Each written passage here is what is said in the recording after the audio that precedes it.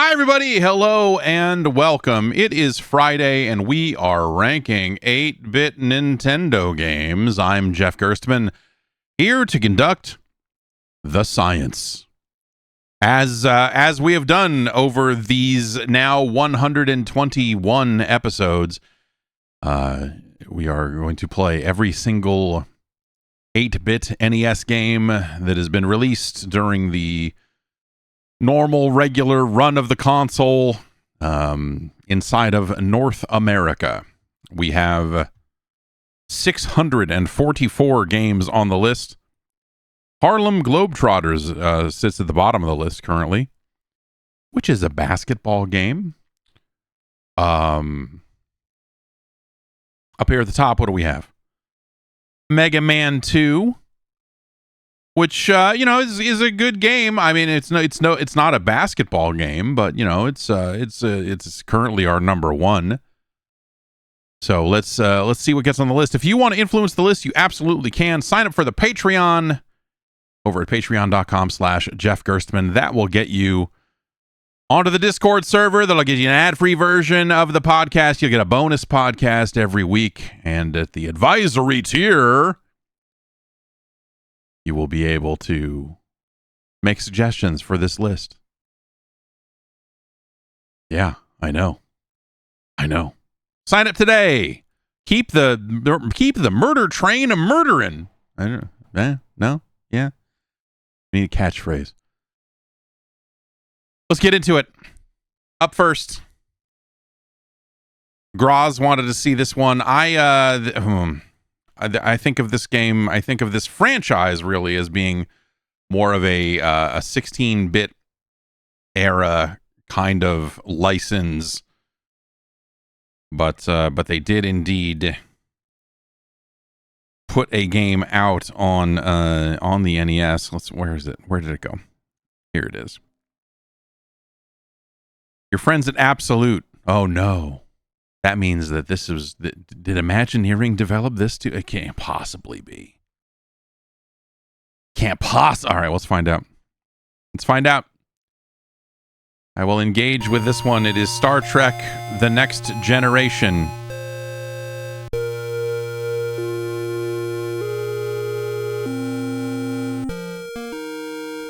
Absolute Entertainment, authorized user.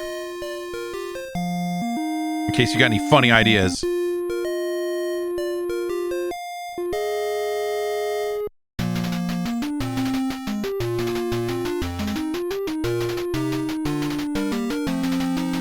Mark Beardsley.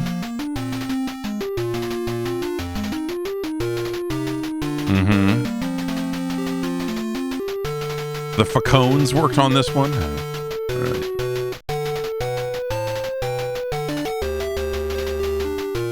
Oh, heck.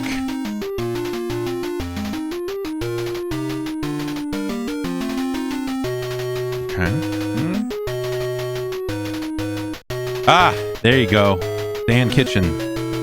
A legendary name in video games, though this era perhaps not his strongest work. Okay, let's see what this is, because I think of the Spectrum Holobyte games for like SNES when these come up. Jean-Luc Picard wants to know if you want to start game or enter a password. There's a third thing that he would love to ask you about, but it escapes him at the moment. A freighter near planet Altair 4 reports that it is under attack. Safe arrival of this freighter at its destination is imperative. It's a lot of deep knowledge. Yeah, the freighter's got to get there. Why? I don't know.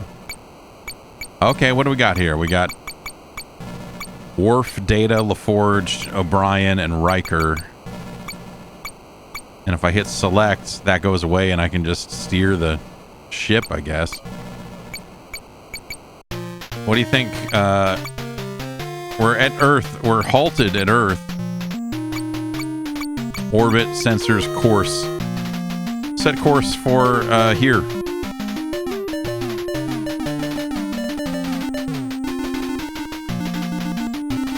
Maximum warp. You know, it's imperative, right? They said it was imperative that it gets there, so...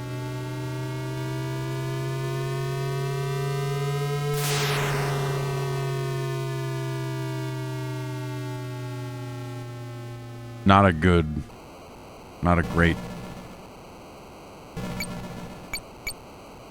Okay, can I like, okay, well, let's select so we can look over here. This is probably the freighter.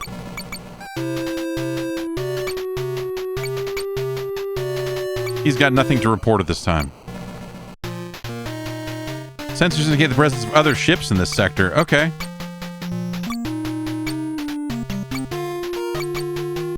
What do you, what's Jordy have to say about it? It's all good. He says power is at 100%. We don't need to repair anything. Commander Riker, what do you say? A freighter reports is under attack. Yeah. Okay. Shields. I hate this game. What do you...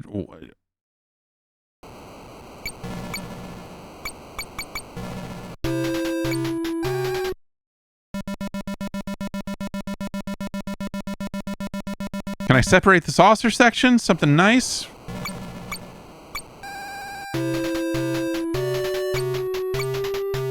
We have no intruders. We can't beam to anything. Wouldn't I mean, I'd want to hail them, right? We'd want to like, you go like, hey, what's up? Hey. Normally you'd be like, what's going on? Normally you'd want to talk first, right? You'd be like, okay, so... Oh, even though I control this menu up and down, still controls speed for some reason. That's a good choice. Okay.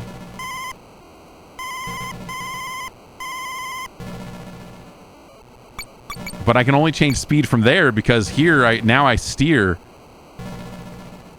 What are we doing?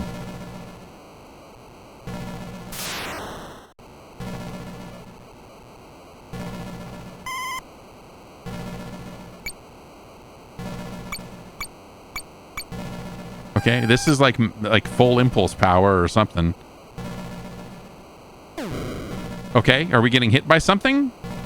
I don't have any kind of like radar or anything that says that there's anything behind me, so... Can we hail them? Can we? Okay, all we have is course, sensors, and orbit. Nothing... There is nothing in any of these about communication. Beam up, beam down, beam up somebody. All right, yeah, you're right. I mean, you're right. When you're right, you're right. Yeah, no, right. Okay, yeah, you have nothing else? Worf, what do you got? Okay, shields are up. We got the weapon systems are armed. This is not... Is there anything over here?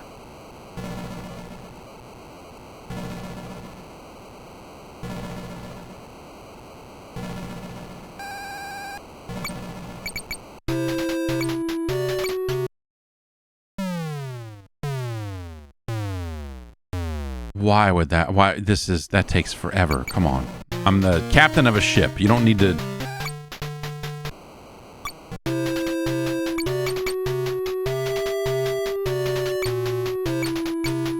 Okay, so if we get closer, we can.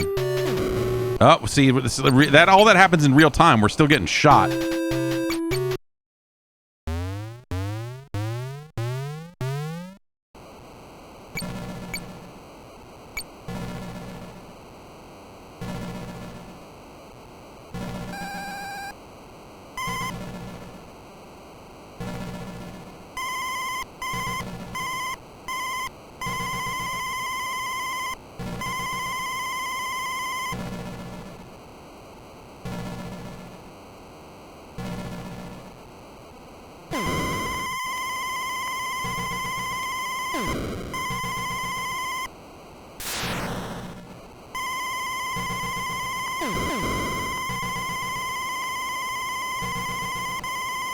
Okay, there's...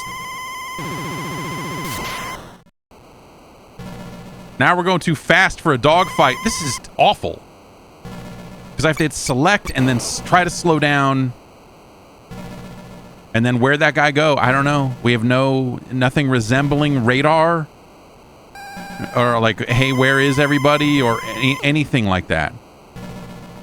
This is the most miserable fucking... Holy shit. Like, could you have found a shittier way to represent the show?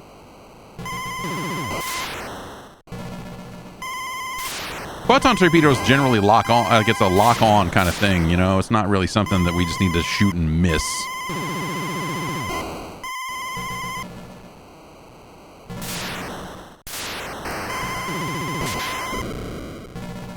Okay.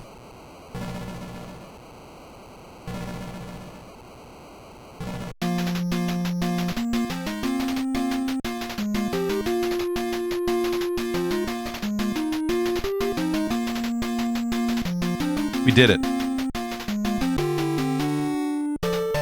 The password is lore. And that's not even like, because I'm pretty sure lore is spelled with 2 R's, isn't it? So they mean like lore, like just the concept of lore, not lore the character. The Federation Iconia colony is under siege.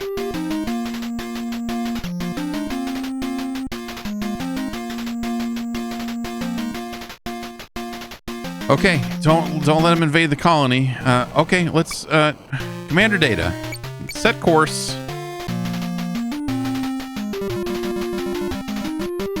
for Iconia. Maximum warp. Sounds bad out there. We should go there. We have the technology to go fast.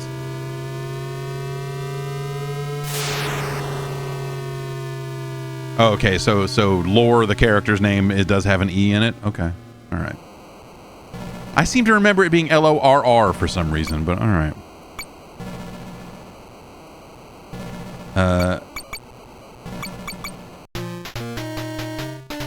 The presence of other ships in the sector sounds like we should be ready to fight them.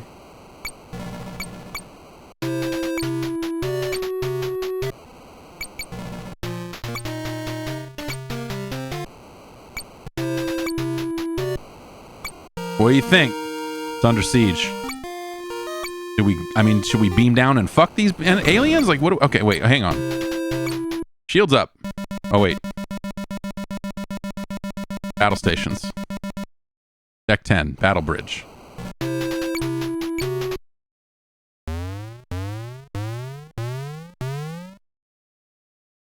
This is a bad, this is not a good representation of the Star Trek. Oh, I can't move up anymore. I've scrolled to the top of the galaxy. Apparently, our viewfinder is okay. Okay. Oh, hey, it's another one of these fucking random ships. You know, the phasers on the Enterprise can really fire any direction. Like they're, you know, if you've ever seen them shoot.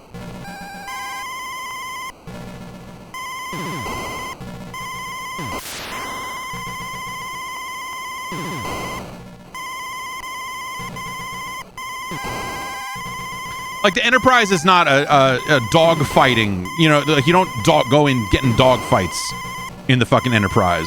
You wheel up somewhere and go, oh, check this shit out. Brah, brah.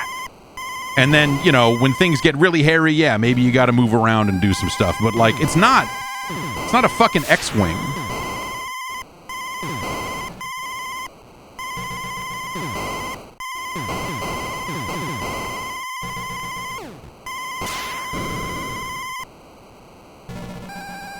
Oh, I'm at the bottom of my view now. I have to... Okay.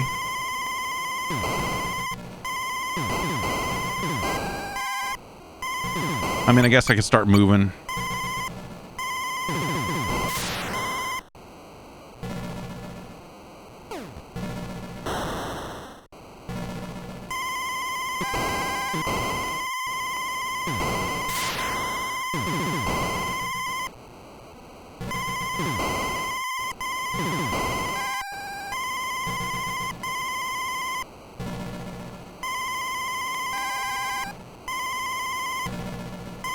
Yes, aft torpedo tubes. Like, yeah.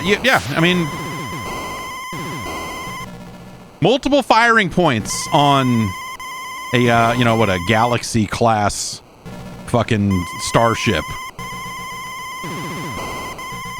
So to see it reduced to some of the worst dogfighting I've seen on the platform,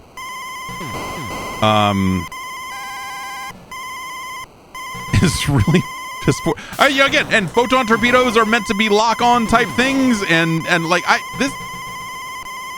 everything about this.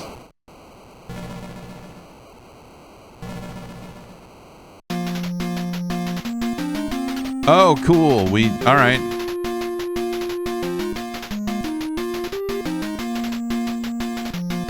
The colony's been saved. If you just know any four character Star Trek character names, just try them as passwords, I guess. A covert mission on a Romulan ship near Crystallia must be aborted. Rescue the officer before he is discovered aboard the enemy vessel. What? I'm sorry. Oh, okay. Will, I was not listening. Crystallia. Okay. Yeah. All right. Cool. All right. All right. Yeah. All right. I'm on it. All right. We'll go.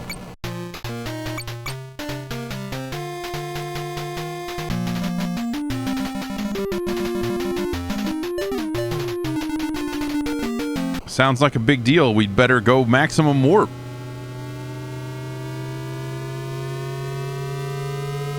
Where we have to go get some dilithium crystal? No, I don't think so.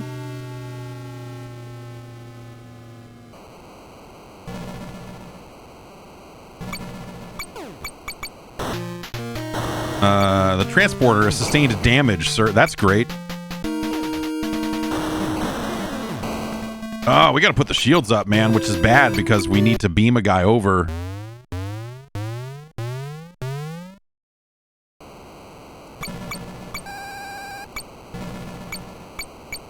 Commander Data's blinking. There's other ships. Yeah, I'm aware.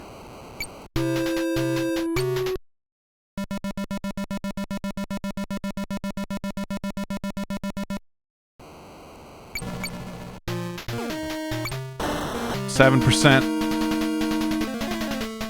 All right, when you get that transporter fixed, let me know because we got to do something. The guy's on the station, right? So I can fight I can fight this fucking guy, right?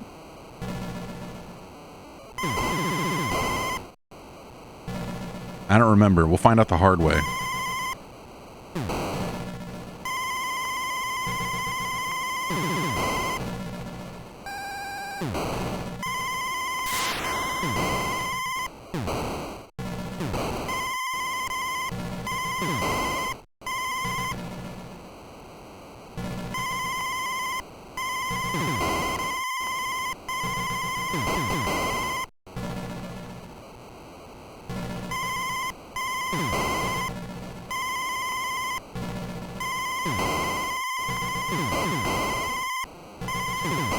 You know, this game came out in 1993. I'll grant you that, like, the show itself had maybe not found its footing.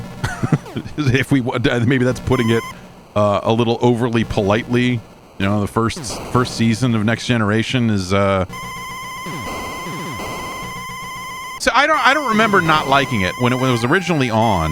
I remember enjoying it, but at the same time, you go back to some of that first stuff. You're like, okay. So yeah, but so this is a ways in. So 93 was season 5. Okay, God, that is later than I thought.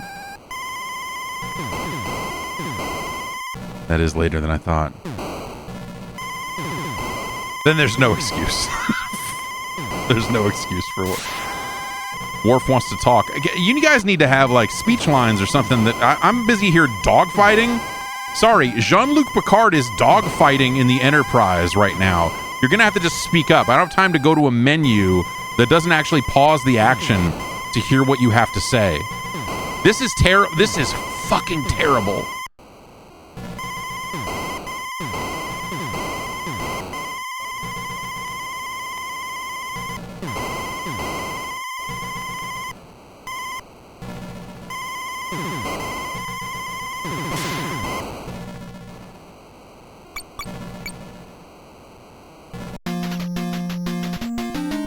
Oh, okay. He was on the ship. I thought maybe he was on the base that was there too, but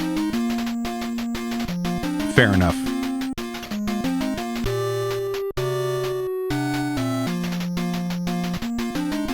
Oh, okay. So it just keeps going. It's just like, all right, yeah, whatever. That guy's dead, I guess. Just Talarian vessels are rapidly approaching the planet Tarsus 4.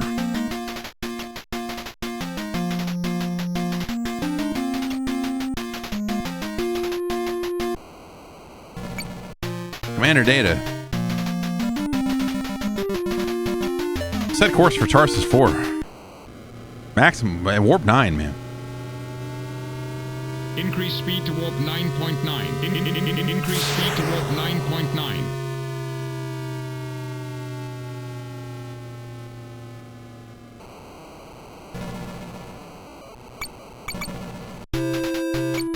Just put the shields up. We know it's on.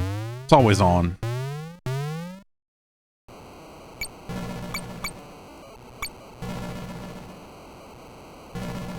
We got like a missile or something? What?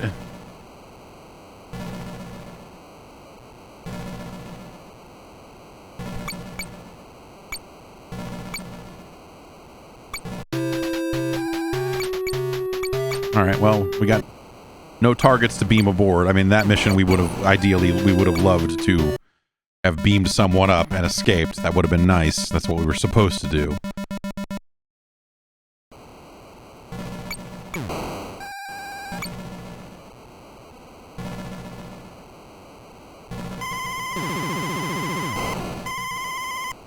Let's see what Data has to say. Yeah, there's other ships. Yeah, no shit.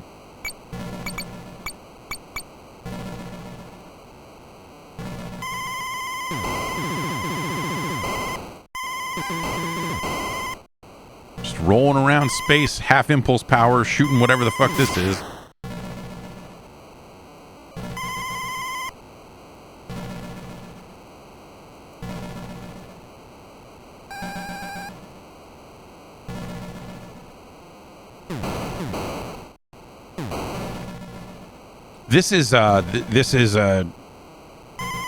This game is bad on multiple fronts.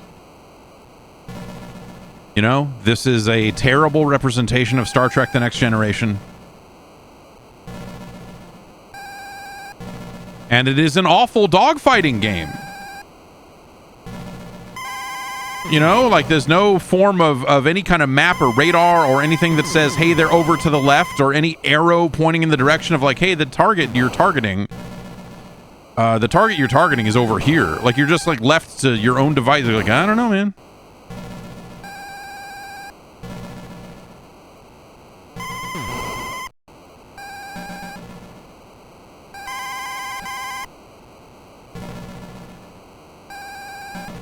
And I can't even rotate all the way around. I push down, and now I cannot push down anymore. This is the bottom of the screen. I've reached the edge of space. And now this is the top. Like, the amount of screen that you have to work with here is abysmally low. In, like, a very fake way. I don't know if there's a left edge or right edge. Maybe it does rotate. Yeah, it looks like maybe it does rotate all the way around. Horizontally, but, like, vertically you cannot.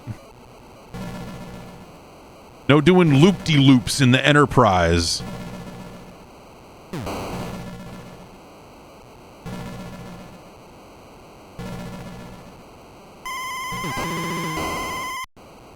And again, the way that your weapon systems act. Oh, there's two of them. That explains a lot.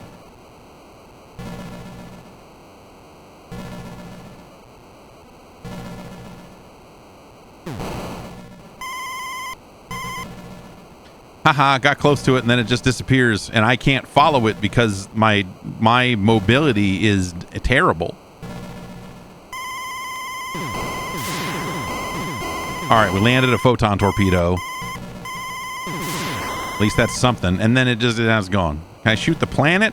Can I just fucking... We got 3 lights blinking here. Oh, now it's just 2. Data doesn't have anything to say anymore. It's like, you know. Commander LaForge, fix those systems. You don't need me to tell you to do it. Just fix the stuff. Okay, fine. The warp drive is the same damage. Fix it.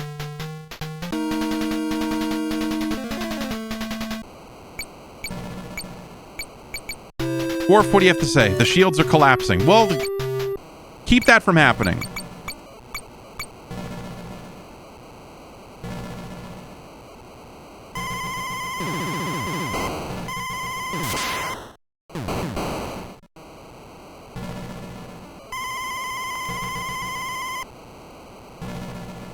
That's the planet.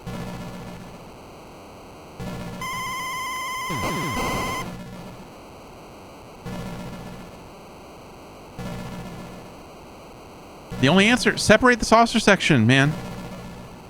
It's the only answer.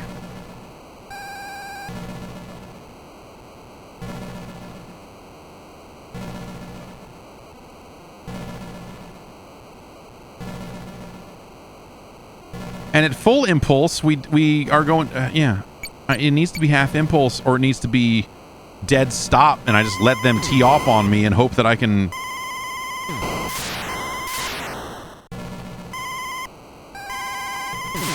Morph, hit these fuckers.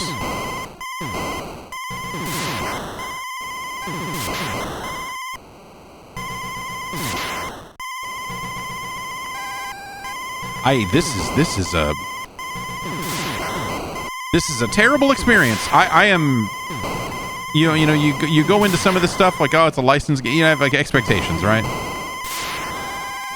This is truly disgusting.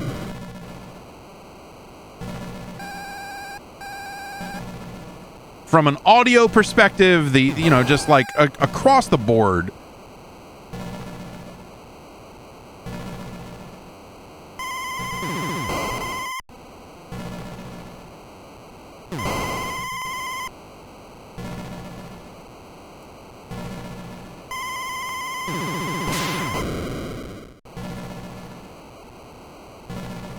Is that it? Are we good?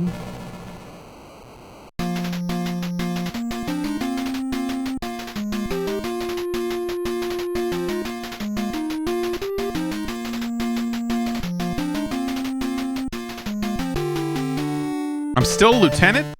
Come on. An ambassador from Penthara must prevent a war on planet Vulcan. He's currently aboard the USS Monitor. That doesn't...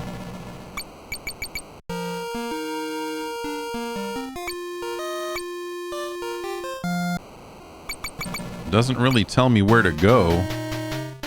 Unless the USS Monitor is here in this system. Chief, what's... okay, no targets. Okay, so it's not here. Do we have to go to Penthara then?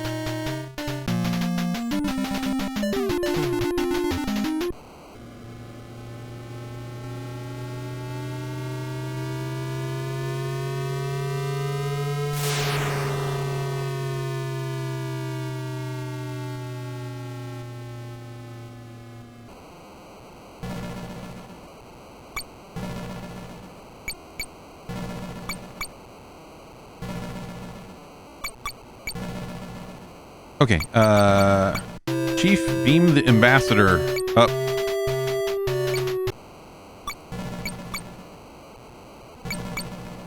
Okay, can we tell this ship to stop?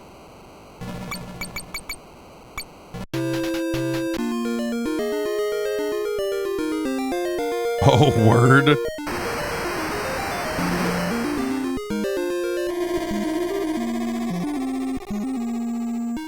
Hi. Are you the ambassador, or did we lock onto somebody weird? The ambassador's in the cargo hold. Okay, now we need to go to Vulcan, right? All right, let's go to Vulcan.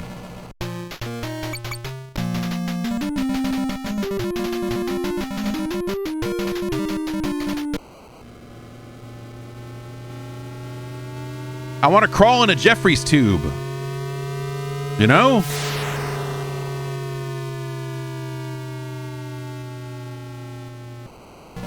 Oh, stop! That was the planet!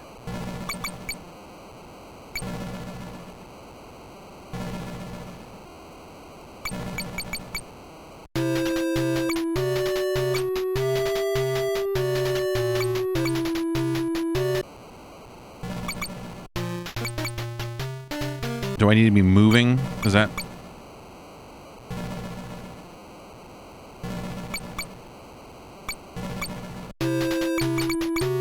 No, wrong button. Ship must be in orbit. Okay, put it in orbit. Must be closer to it. Okay, so I got to hit the orbit button, but I need to be closer to the... Okay, stop. No, stop. Hit select so that I can steer.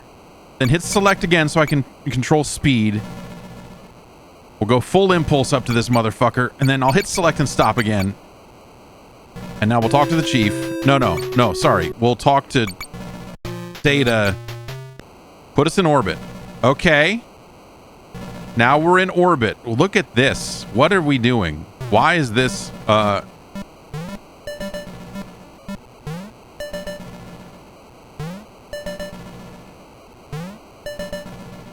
You built a mini game for getting into orbit? Okay, it beeped. Are we good? All right. Beam him down, man.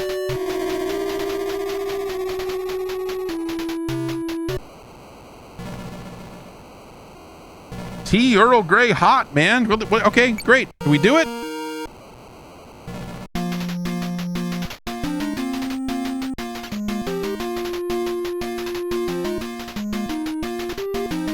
We did it. I like that they at least understood that you can't just have it all be shooting ships. But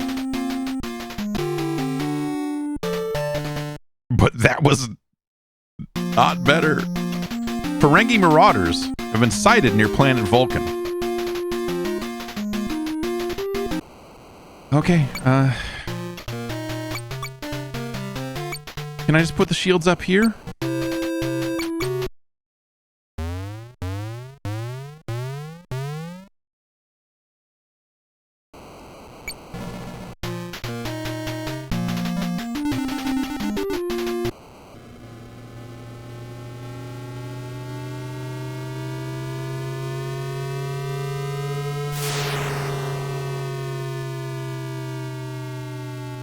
The idea that like the game runs in real time even when you go into these awful menus is also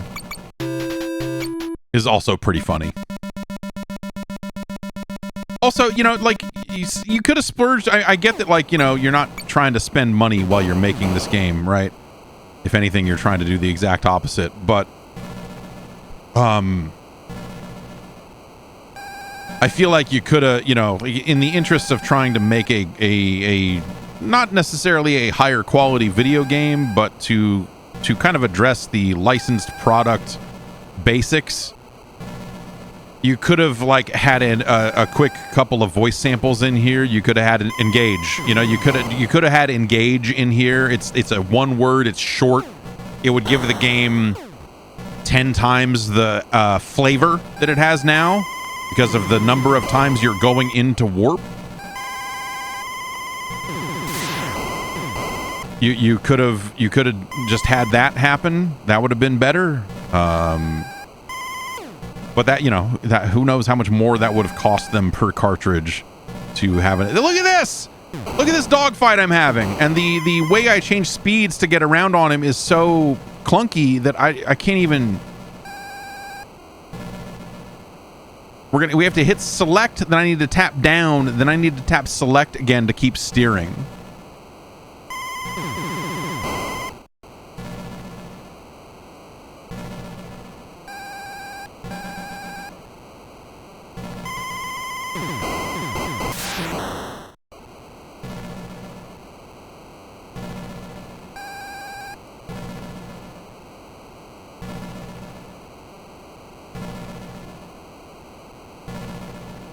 This is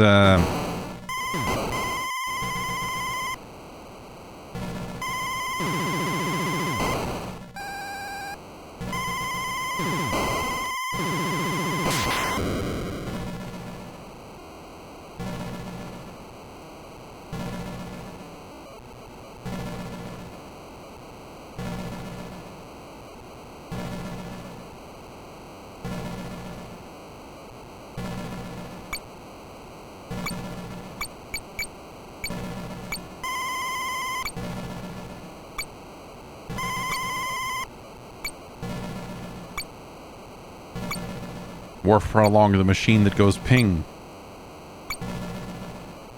What am I, like, running out of energy for my stuff? Like, there's no meters on screen that would convey that to me because they didn't bother to put anything. into this game that would allow for that. So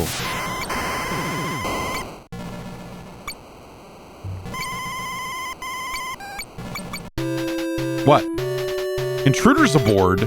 We had shields up. How did they beam aboard?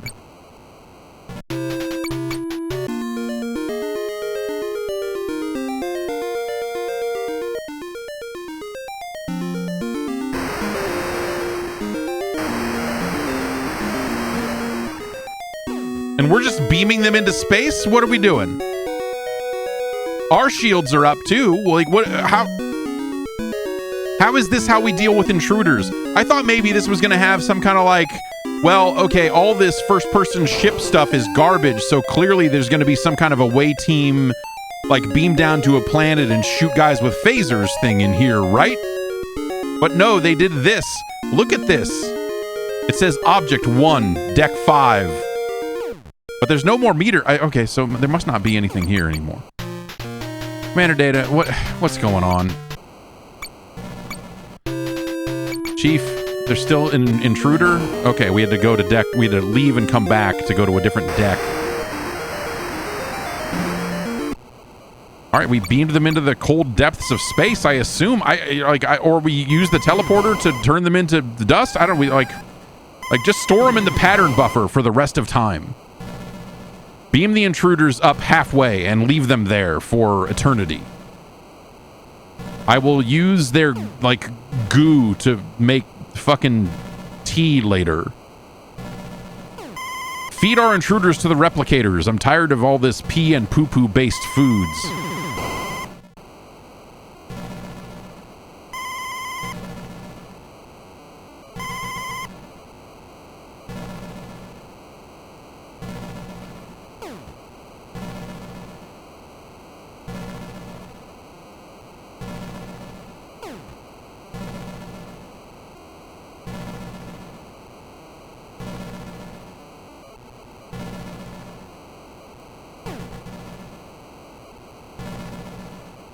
I mean, seeing that shot indicates that there's potentially someone behind me, and I'm trying to turn.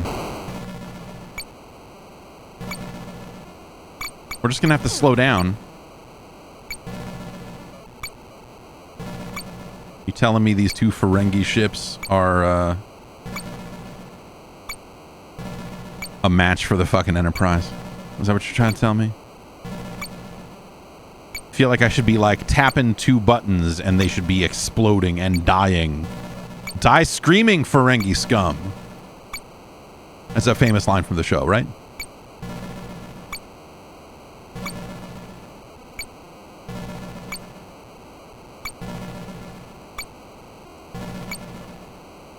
What? What do you want? What? What? Yeah. Okay, the life support system is failing due to a loss of power. You should fix that. Have you considered fixing it? Intruders have been removed from the ship. Repairs are continuing. Okay, great.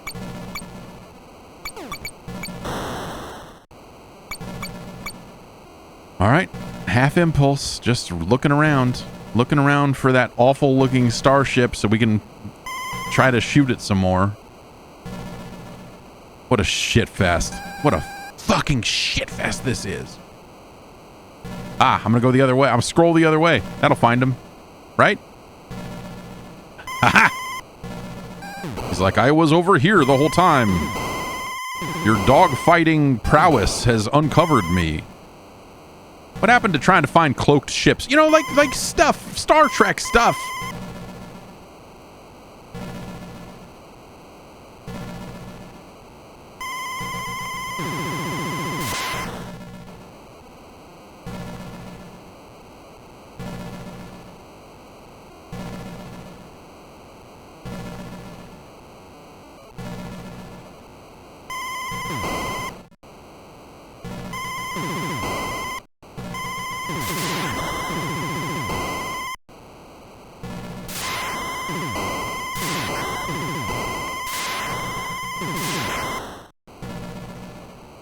Man.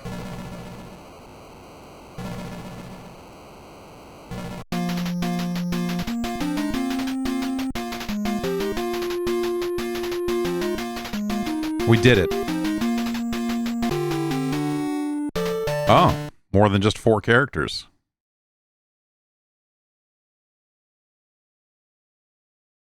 My idea for the password system. Shot to shit. Stolen cargo is being hoarded on Panthara by renegade Ferengi. I like the Mad Libs style nature of the mission design. I wonder how many different missions there are. It does feel like they could just slap them together infinitely, like in a procedural generation sort of way, you know? Just drop in different, you know, like stolen blank is being hoarded on blank by blank faction. Or they could just say Ferengi every time, because who cares? Yeah. But yeah, it seems like they could randomly generate bad missions forever in this setup. Retrieve the cargo from the planet. Ferengi ships may be in the area. So we'll have to go get into orbit around the planet, beam the cargo up, and then blow... Or I guess we could just blow up the ships and then get the cargo. Or I could turn this off.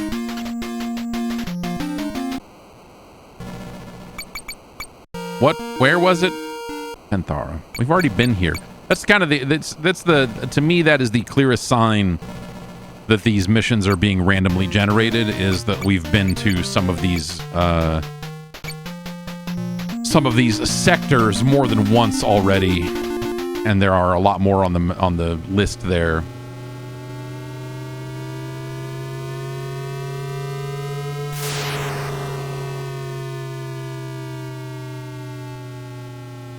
But I guess the framing for this is that this is all like hologram test stuff, right? Like Picard is giving you orders. So, oh wait, hey, shields, man.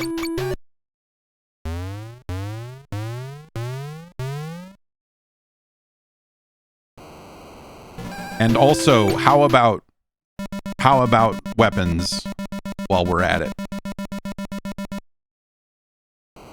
Now, how about I get a little bit of speed going? We took one hit with the shields down, so Commander LaForge wants to talk about something, but I'm a little busy. Like, yeah, no, I get it.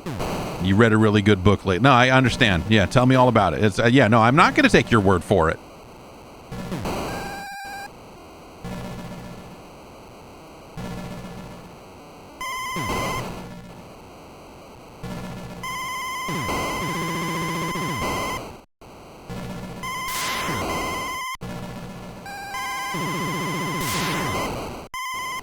I have pretty strong feelings about this game and its high level of suckness.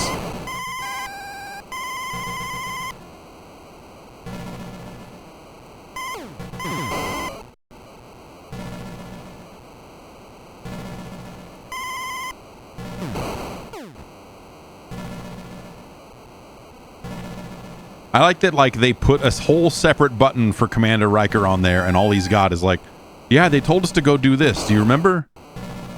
Remember they told us to go do this?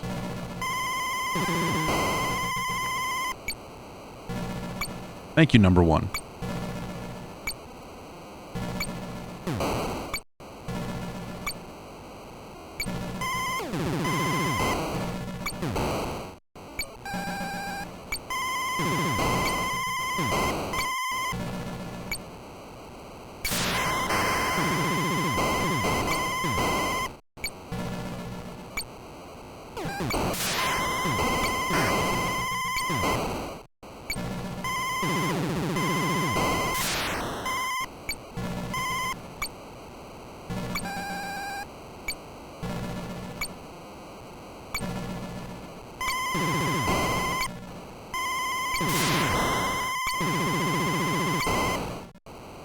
I just wanted to do the orbiting and beaming thing one more time, since we only saw that once. I want to see if it changes at all. And we only have one more Ferengi ship to blow up, so...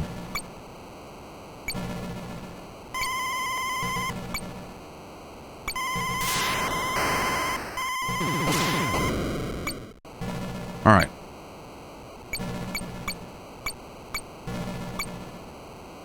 Where's the planet? Here it is.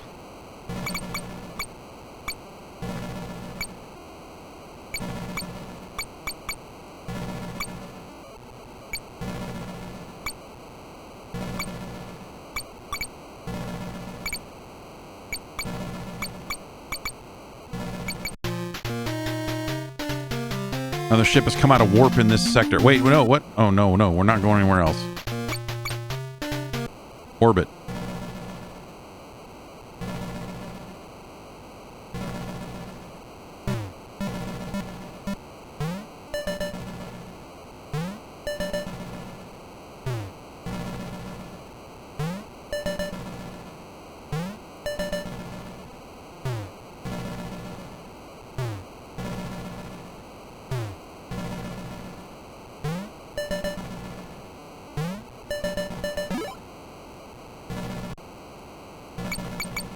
Okay, lower shields.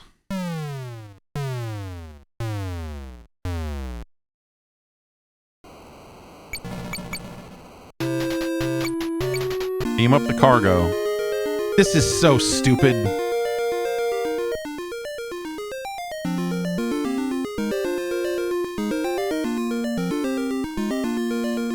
Okay. Why are we not beaming? What are...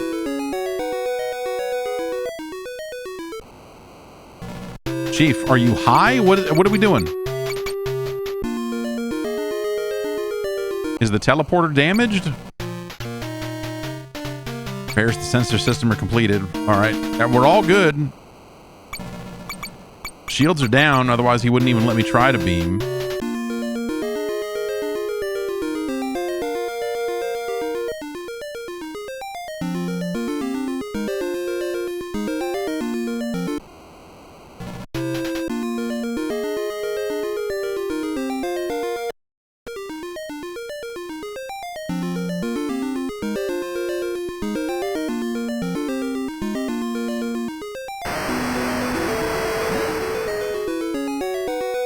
I gotta get him in a specific order. See the little lock meter? I gotta find the one that makes it full.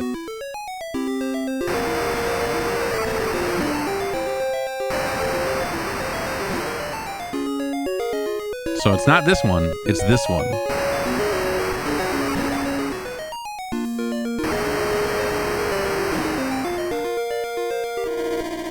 Yep, beam it right there. Don't put it in the cargo hold.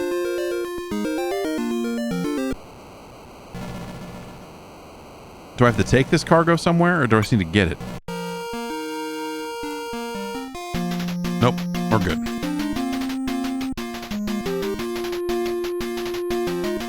Something about, like, if you the log line of, yeah, we made a Star Trek Next Generation game, and it infinitely generates missions, and you go out there and do stuff.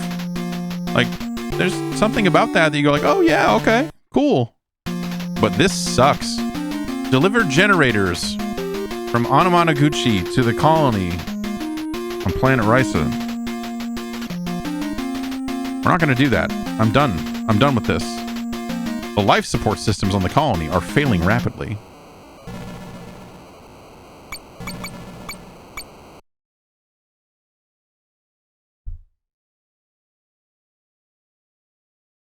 Dude, this is bad.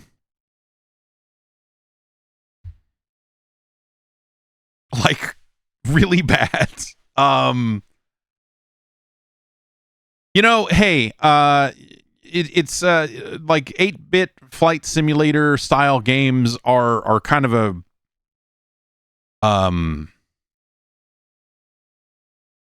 mess to begin with, especially here on this platform. I think, you know, like you end up with some really classic computer games in this era. And F-15 Strike Eagle and some of that stuff did come out on the NES, but like, you either need way more or way less, I guess. When we take it back to the early days of Star Trek video games, Sega put out an arcade game, a vector graphics game. It's called like Star Trek, like the Tactical Flight Simulator, whatever the subtitle on it is. You go to a sector, there are 1 or 2 things to blow up. There's a star base that you can dock at if you want to get more shields and stuff. And then when you blow everything up, you get points and you move on. And it is, you know, just a purely combat focused thing, which is not what Star Trek ever really was, even before the Next Generation stuff came along. And so, like, you know, the like games that are trying to represent the Star Trek franchise, especially through a lot of the 80s, you know, you don't really get the full experience. Even when we get into the 16-bit era, you do find games that are just like, that are like this, that are like, oh, well, you know, it's our Starfleet simulator, combat sim. Like, you know, they kind of frame it as it's going to be a combat focused thing, and we're framing it as a simulation, so that, you know, which this is as well, framed as a simulation. And so at least this has the concept of beaming things aboard and intruders on the ship. But the way you handle that stuff being just like, if there were intruders on the ship, you would go down there with like the Type 2 rifle phasers and go get the fuck. You would do them, man. You would not go, hey, Chief, can you just beam these idiots into space? Like, that's a more fun solution, beaming these idiots into space. But you would send a team down there to shoot a bunch of people, you know? And so, like, not having any kind of away team, any kind of real interaction with other species, or, you know, with the people on these planets that you're going to, is just so not Star Trek, right? And so turning it into a really, really bad, so that's the other part of it. Like, turning it into a dogfight simulator, not a great solution. Also, the dogfight thing that they made is awful.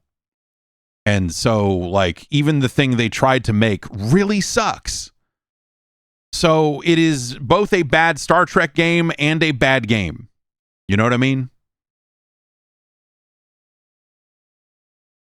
It costs a lot of money to make a good Star Trek game, because there's a lot of, you know, the things you would have to do to really represent, or you have to really nail a focused thing like the first-person shooters did, which is like, again, those first-person shooters, Elite Force or whatever, kind of terrible Star Trek games when you think about the totality of Star Trek. But like good video games. It's the GoldenEye problem, right? Like, James Bond is not a guy who just walks around and shoots people, but we're making a video game, and so we've got to make James Bond a guy that walks around and shoots people, and we'll occasionally put a watch gadget thing or whatever.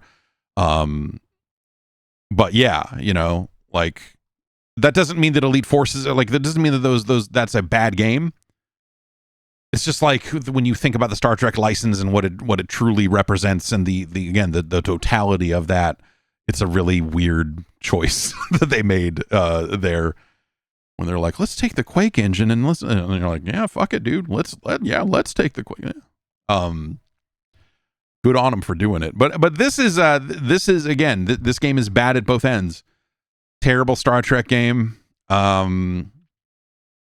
But an even worse video game. And I think that's, well,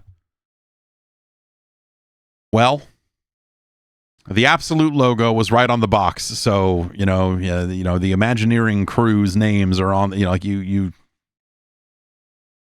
know what you're in for, or you don't know what you're in for. But when you see those, knowing what we know now, having played hundreds and hundreds of games on this platform, many by Imagineering, many published by Absolute, and so on.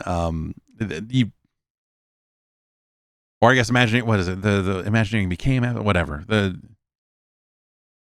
Sad to say, when I see Dan Kitchen's name on an NES game, I have a pretty good idea what I'm in for. You know what I'm saying? Let's get it on the list here. I apologize. I am once again expecting a television delivery today, which will probably interrupt the stream at some point here. And I'm trying to check and see if there's any kind of updated information there. There is not. Star Trek The Next Generation is no RC Pro-Am.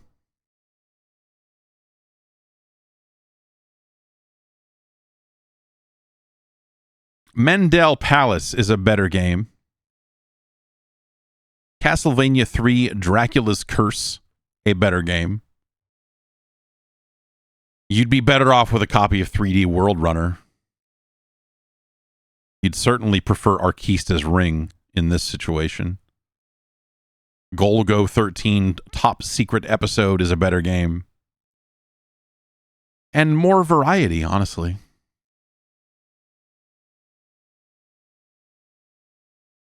As far as licensed things go, Jaws is a superior product. You'd be better off with a copy of Solstice, the quest of the staff of Deimos.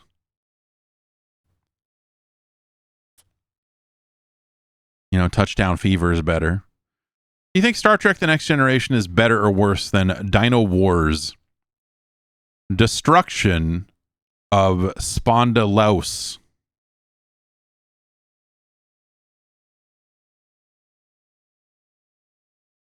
It's worse. It's worse than Dino Wars. It's worse than Capcom's Gold Medal Challenge 92. It's no Demon Sword. Legacy of the Wizard's a better game. And a better game, like a better at an ensemble cast sort of concept also. F-15 Strike Eagle is a better game. MiG-29 Soviet Fighter. Like, those are better dogfighting games. Captain Skyhawk is a better game.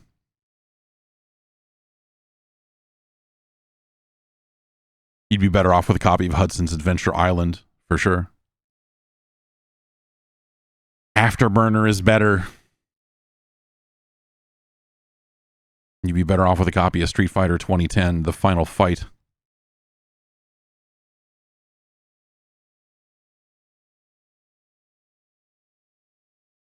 It's worse than the Bugs Bunny Birthday Blowout. It's worse than Akari 3 The Rescue. But this is starting to seem... the Pradicus Conflict is a better game. Like a similar concept. The Pradicus Conflict is, you know, a space game that I think does a better job on a handful of things than Star Trek does.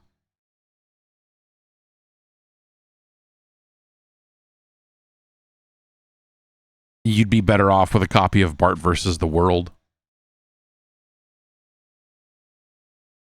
You'd be better served by a copy of Skater Die 2, The Search for Double Trouble. It's no Alfred Chicken. The Caltron 6-in-1 is not a good 6 games, but it is at least 6 games. Hell, you'd be better off with a copy of Digger T. Rock, The Legend of the Lost City. I'd much rather be a Time Lord. It's worse than Who Framed Roger Rabbit.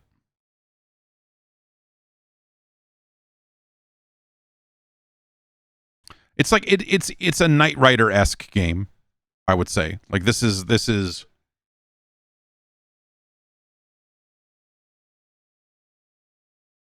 starting to feel right.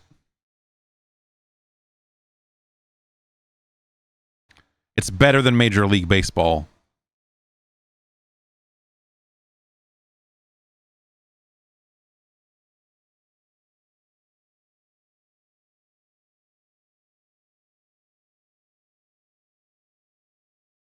It's better than Days of Thunder.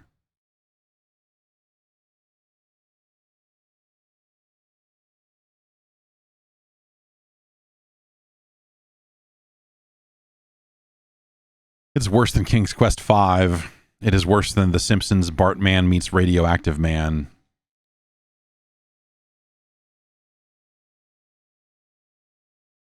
It is better than the Ubisoft Indiana Jones and the Last Crusade.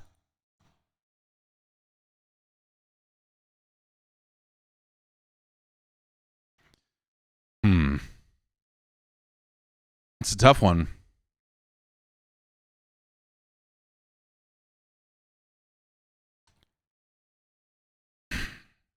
Back to the Future 2 and 3 is really terrible. This is also really terrible, though, man. I don't know. This is...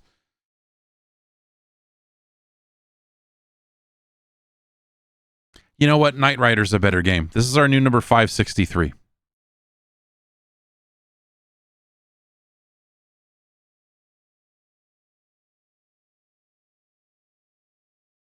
you know, like this one's tough because I think there is plenty of opportunity, or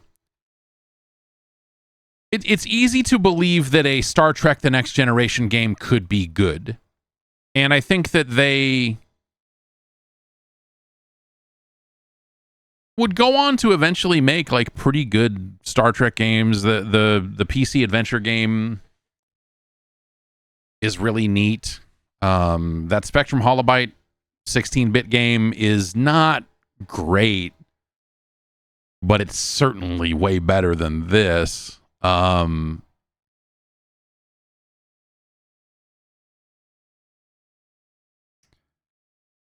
pinball machine, obviously legendary. All right. That's it. It's interesting. Like the Star Trek The Next Generation game here is interesting because it's bad in ways you wouldn't expect. I think it's very easy to understand, like, oh, yeah, here's why this Star Trek game is bad. But like this is bad in such different ways than you would expect it to be, you know? That's kind of fun. I don't know. Like a fun discovery, if nothing else. Tim wanted to see this next game from your friends at Romstar.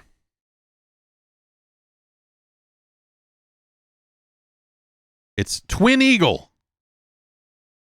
Revenge Joe's brother. What? What now?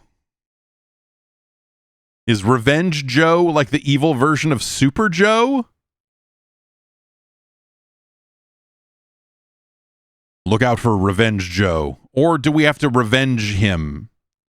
Like, did they mean we need to avenge Joe's brother? We need to get revenge on Joe's brother? Do we need to get revenge for Joe's brother, which would be avenged? No, and it is just nailed, pegged to this screen. It is going nowhere. There's no demo. There's no nothing. This game sat down and said, I am the brother of Revenge Joe. My name is Twin Eagle. I'm Revenge Joe, Revenge Joe's brother. Oh, Twin Eagle. You're Revenge Joe's brother. Yes, I am. I'm Twin Eagle, the brother of Revenge Joe.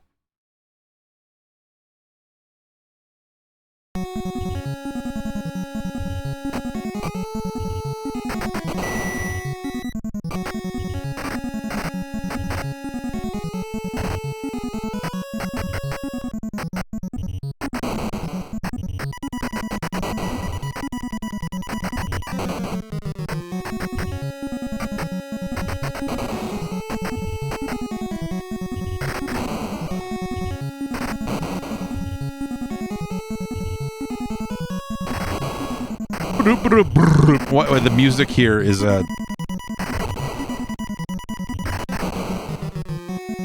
having some kind of like medical issue.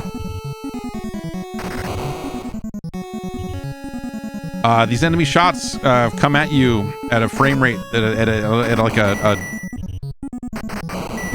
oh, stop shooting them. I want to see what the default.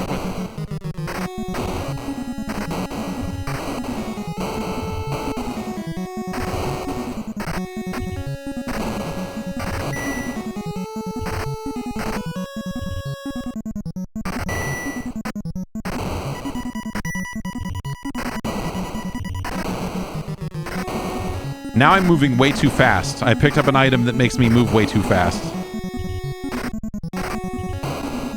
Oh, hi.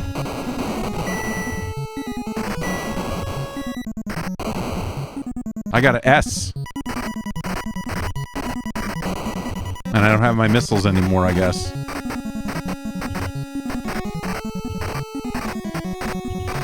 It's one fire button, there's a bomb button, and so the blimps that show up that I've been picking up are giving me bombs. And so that's a bomb right there that I just collected. So now I have 2 bombs.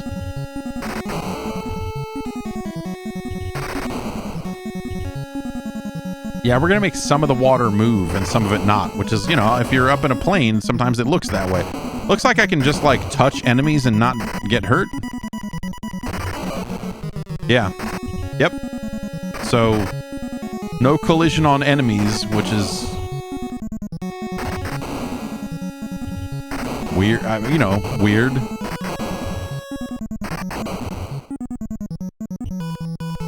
Warning. Yeah, you could have put a warning earlier. Like, hey, warning, this is... Alright, okay. This is... I will grant you, this screen is scrolling. This is hard to look at. This is hard to look at with how fast it's scrolling. I'll give it that. This is scrolling real fast. Revenge Joe is...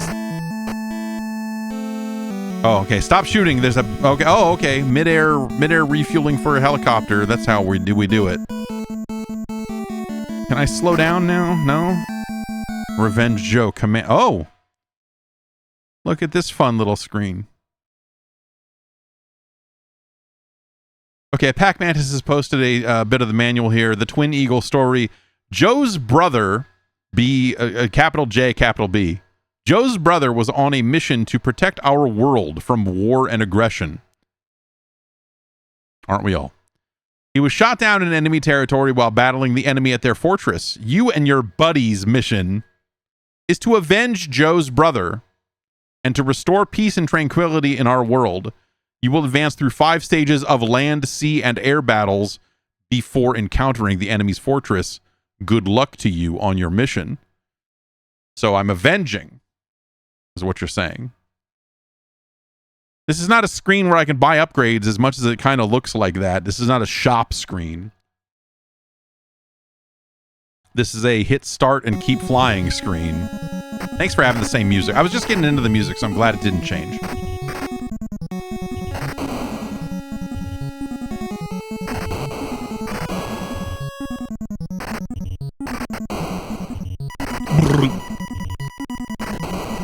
Waiting to see if that guy was going to shoot at me because, like, you see a guy just there dancing in the middle of nowhere. You're like, okay, let's drop a bomb. Oh, it just kills everything.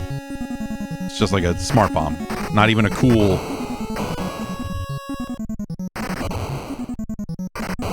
That helicopter was like, I'm going to move faster and smoother than anything else in this entire game, and you won't be able to deal with me.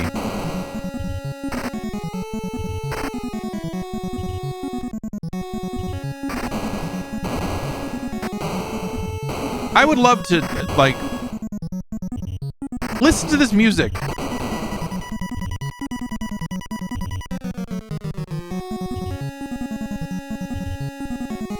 Brr. That little low little trill, brr, is broken. It's not, this is not,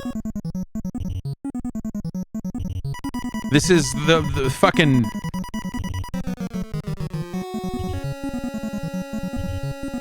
They're breaking the rules, man. This music is so fucking intense. They just throw that in there. This is where Death Grips got the idea for everything.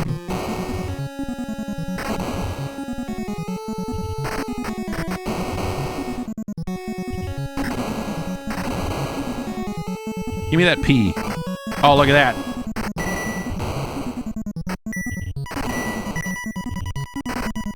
Oh, cool. I had cool missiles and now I have oh, okay, I can shoot behind me. That's good for the not that much stuff that comes up behind. Okay, well, I guess there's now stuff coming up behind me. So, hey. Give me that W.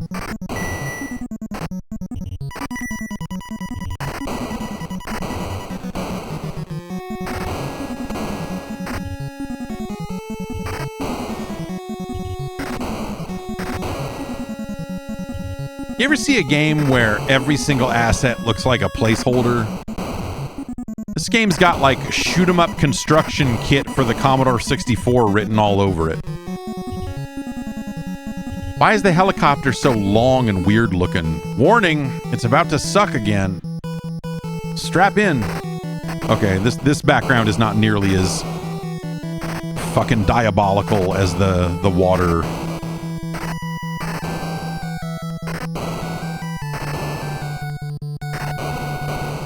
I like how the action basically does not change at all here. Like, warning, it's about to scroll worse underneath you.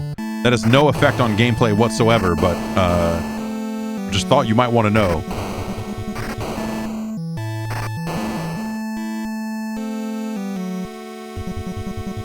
Juice me up, Juice Daddy.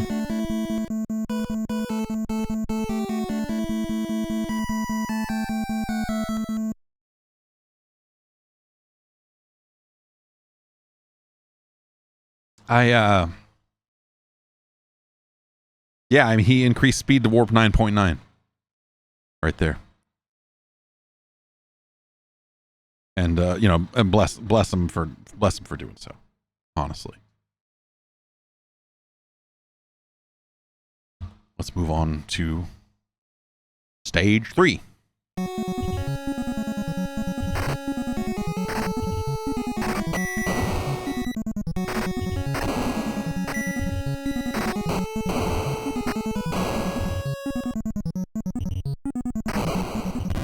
One of the, oh no, I got blowed up. Oh, it's so slow now. I apologize for everything I said about how fast I was moving earlier, because now that I'm not moving that fast, this is a...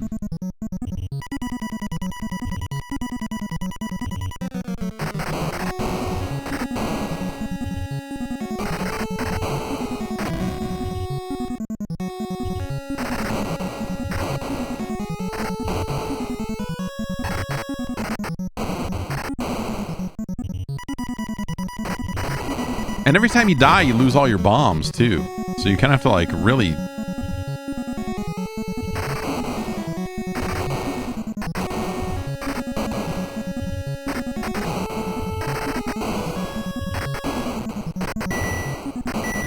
Oh, okay, good. At least the power-ups are still there. Ah, good. Yep, good. Where were you when the game got suddenly impossible? Fuck that tree.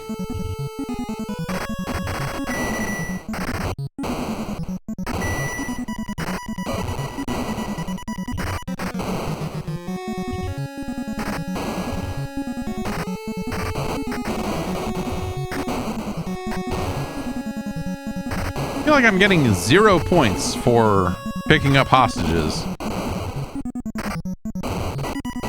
Maybe that's like an end of mission bonus.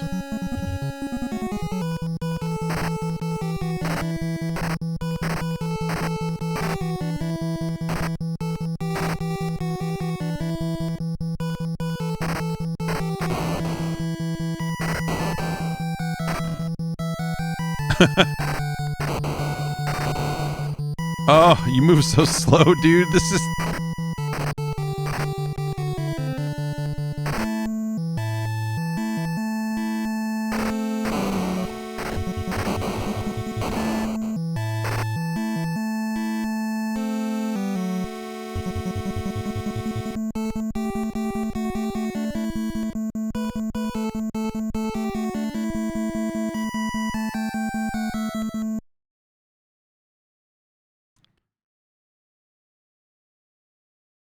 Okay.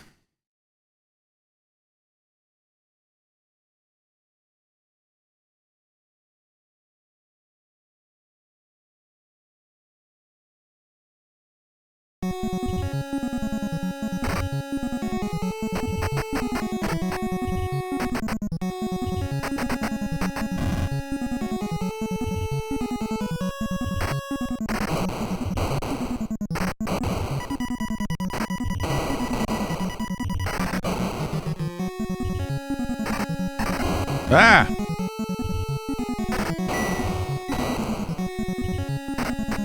Is the S not speed? Because I sure did pick up that S and it's still not, I'm still not moving at a good rate here. How long are those missiles going to fly in a circle around me?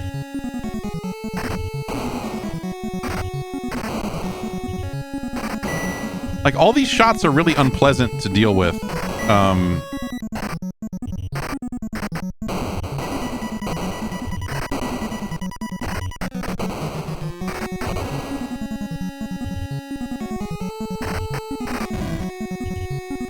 Auto continues. Oh, quick, pick up player 2 controller. We can continue more. Well, I don't know if we successfully revenged Joe's brother there or if we met Revenge Joe.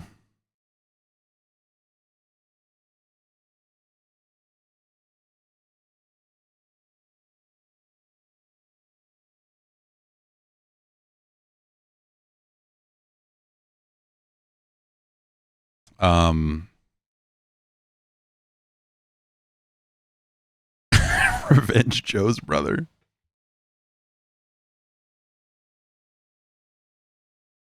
It's a pretty amazing thing to write on the title screen.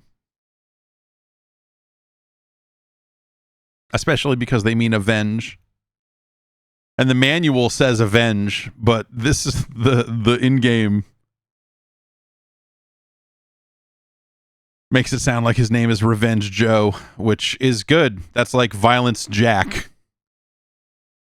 Violence Jack has a lesser known cousin,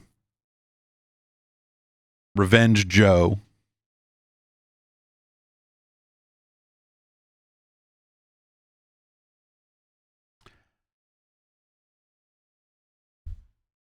It's a tough one, man. You know, the genre is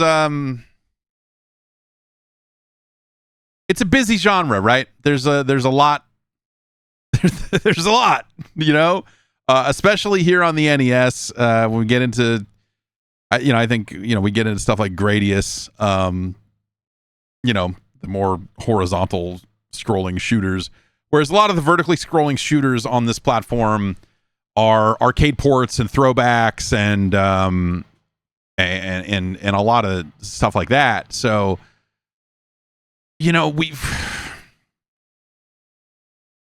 there have been games that we have played, like maybe like a Star Soldier or something like that have technically had less going on mechanically. Picking up bombs, a variety of power-ups or whatever. But the enemy design and placement and shot style and the pattern of enemy bullets that you're dealing with, like that sort of stuff is of a higher level of quality than this. This feels like a bunch of shit really just kind of thrown at the wall. Just, ugh. And, not a lot of thought given to player movement speeds, especially after you die and how sluggish that stuff gets. It's not abnormal for the genre for a death to really set you back. Like, hey, we're going to wipe away all your power-ups and now you're back to the default and it sucks now. This game feels like a pretty extreme case of that, just because of how slow the player movement is out of the box. You feel like ill-equipped to deal with the threats that are coming at you by like level 3 or so. And that's bad. That's not good. That's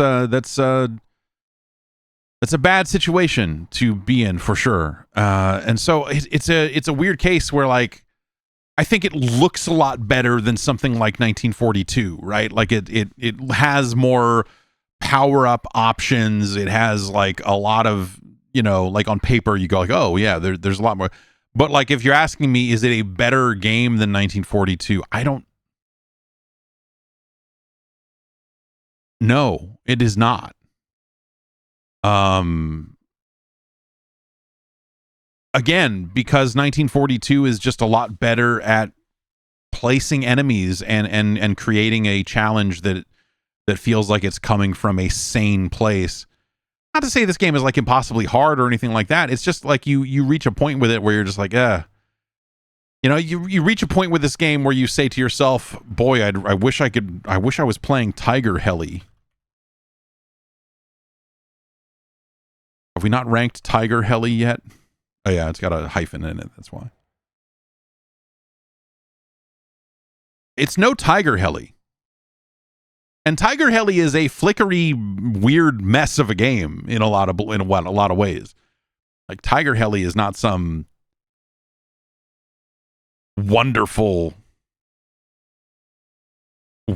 game. Where did 1942 end up here? Yeah, down here at 360. So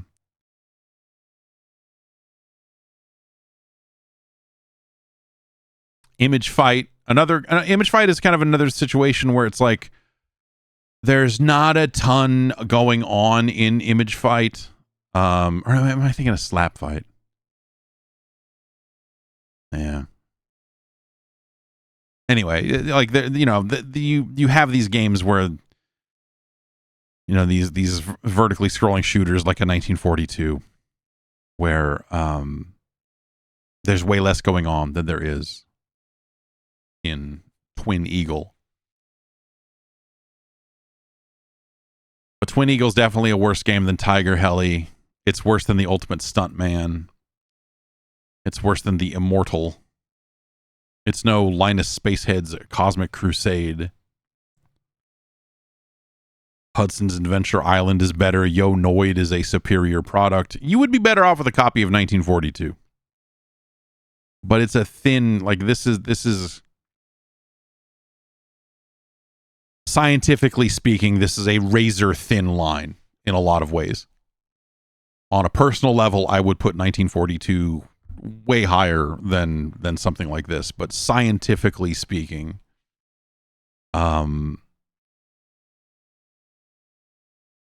there are aspects of Twin Eagle that are better than 1942, graphically. Sound, I'd say audio is kind of a toss-up. I don't mind the music in 1942. It is what it is, and the repetitive, weird, brrr, like stuttery bass line thing happening in Twin Eagle is truly disastrous. In a really off-putting way. At least 1942 is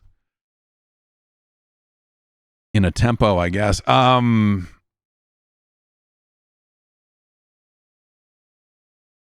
Twin Eagle is worse than 1942.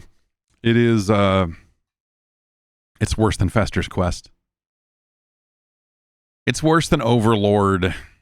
It's worse than Puss in Boots, Perro's Great Adventure. It's worse than this weird port of Shinobi. It's worse than Contra Force.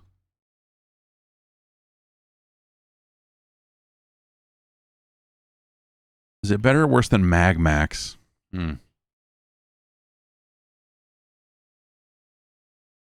It's worse than Mag Max. But again, that's like really close kind of stuff. It's worse than Renegade. It is worse than Street Fighter 2010, The Final Fight.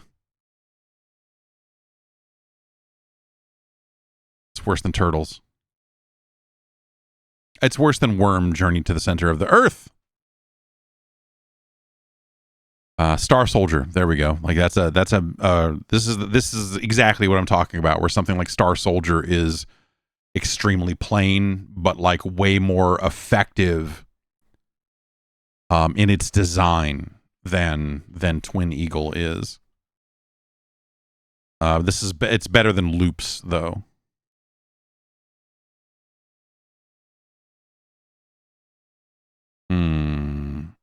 It's worse than Big Nose the Caveman. It's worse than Exodus Journey to the Promised Land. It's worse than that weird ass Joe and Mac 8-bit game. Fucking Joe and Mac on the NES, man. Why? It's better than Supercars. It is worse than Destination Earthstar. It's our new number 416.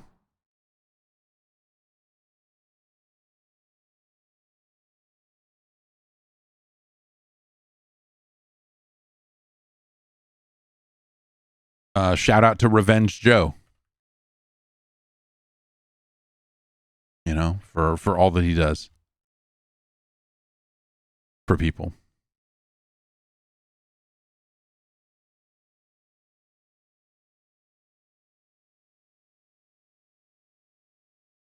And there you go. Man.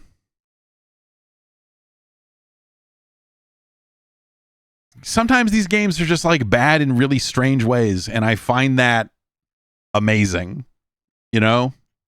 Like when you see Twin Eagle and you look at the level design of like, I don't know, you're going to go through this and then the screen's going to scroll faster, but it's still basically the same. And some intermittent power-ups that you can shoot and scroll into a bunch of garbage that is way worse than what you already have. And, you know, like, I don't know, like Jackal, we made it so you can hit some buildings and pick up some hostages, but it doesn't really matter. And none of this really matters. You start with 0 bombs every time you die. It's, you know, just some weird choices that they made. Which for a well-worn genre like that is kind of fascinating. Next up, a game that I would say I definitely played more in arcades, but I'm not really sure what to make of. I don't think I've ever played this version of this game, but let's find out. It's Arch Rivals. Rare ported this to the NES, the Midway original, often thought of as part of the lineage involving NBA Jam, which, sure, yeah.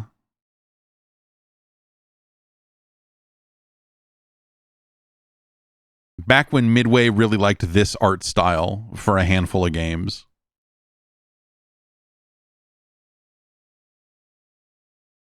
Is a tongue-in-cheek tribute to the great American sport basketball. The teams and characters portrayed are products of the designer's imagination, and any resemblance... Okay.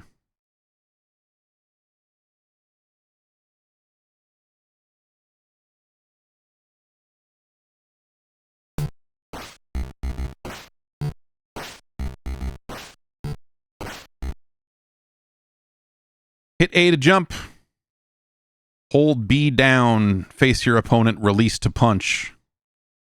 Just to lunge, hold B down, and hit A.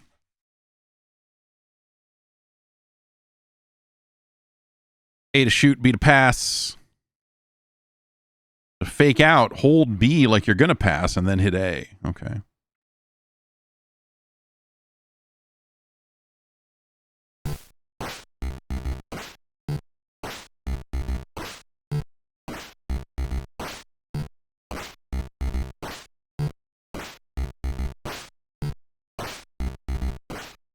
Chicago versus Brawl State. We got Tyrone, he's a defensive giant. We got Lewis as a top shooter. Blade's a crowd pleaser. Vinny's a great player. Hammer is the rebound king. Mohawk is tough and mean. Reggie is all-American. And Moose is the real champ.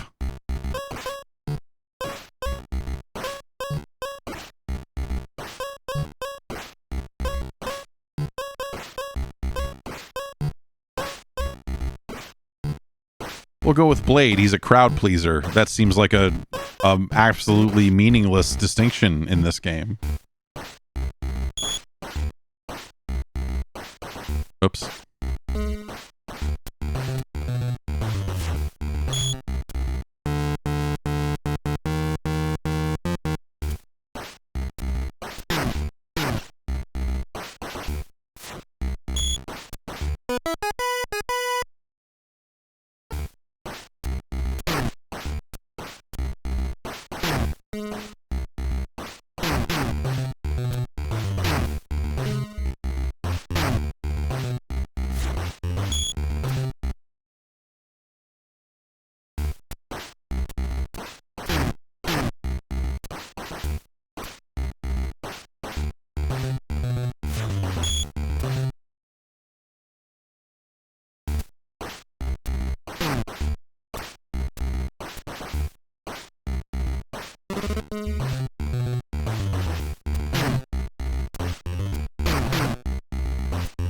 Oops, I wanted him to pass it to me.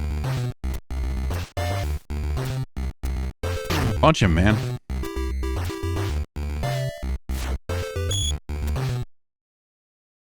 Yay.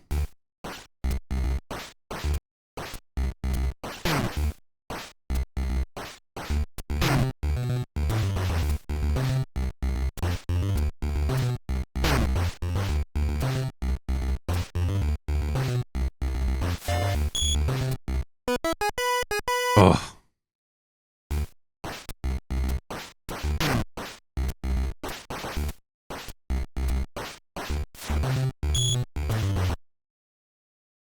Two points. So this is not, you know, this is pretty much how the arcade this feels very simplified. I don't know, like the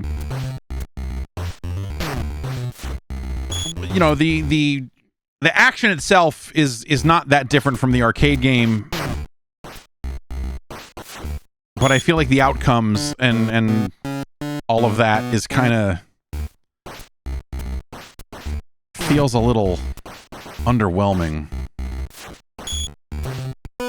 I guess what I would say is I always remember this game being not complicated per se, but that there were aspects of it like lining up a punch and just some of the player movement stuff was always a little weird. In ways that made it a little less straightforward in terms of just like, hey, let's just march down the court over and over again and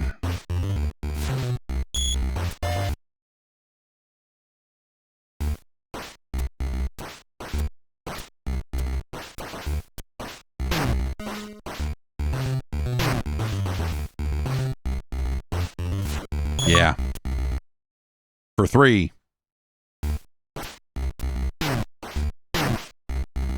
Delivers the facial.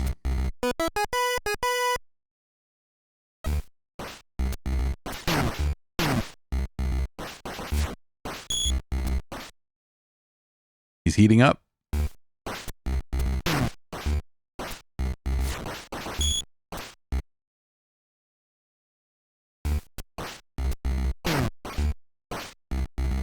Jams it in.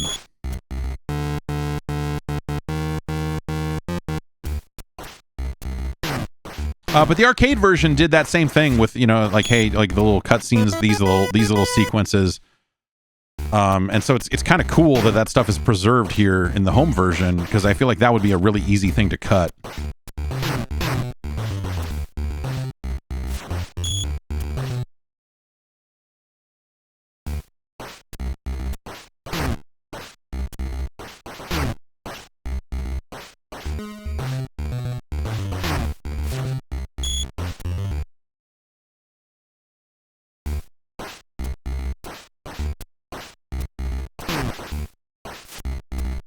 He tripped over the ref.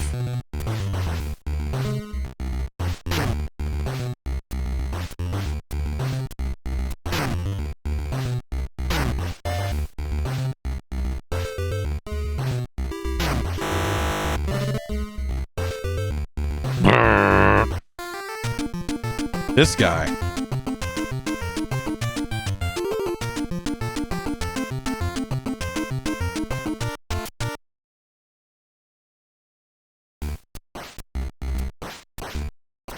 But you had like this, you had Sarge, like there was a handful of there was the light gun looking, or it wasn't a light gun game, but it was like whatever the fuck that game was. But like Midway had a handful of games that had like this, like a similar art style to the like the humans, like whoever was drawing them, it was the same person, you know?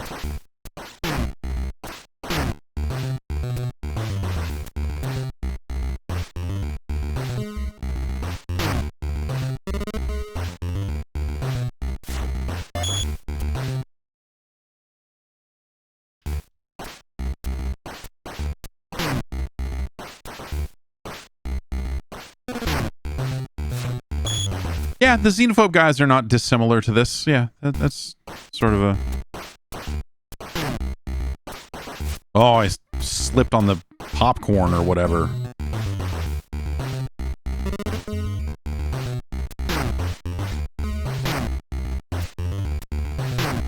No, I didn't want you to pass it. I was trying to punch a guy. That's kind of a bummer. Like, you want to punch a guy to keep him from getting at your guy with the ball, but that also tells the guy to pass it.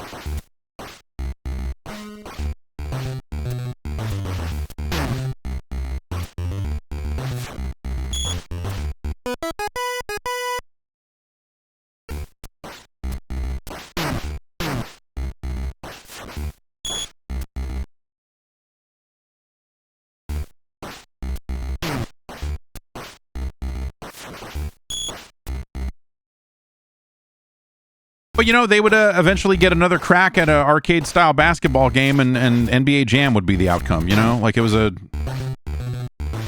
the grand scheme of things, this is a hugely important video game. At least the arcade version. And when you see there's a lack of smoothness to the arcade version in terms of just how the characters move, and just the feel of it overall is just stiff in a way that NBA Jam is not. In a way that NBA Jam just feels like a very pick up and play, you can understand the basics of it almost immediately kind of thing. Like this isn't that. It never was in arcades, and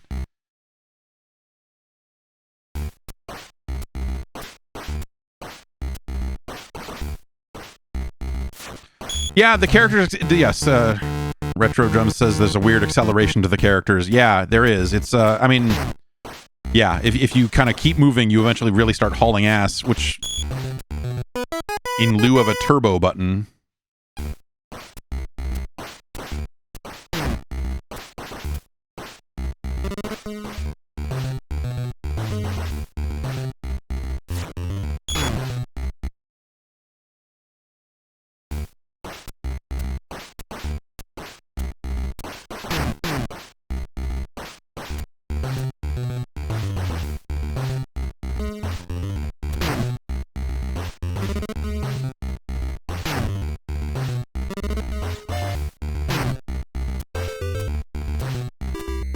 Oh. Go! Don't stand there and watch me get mauled.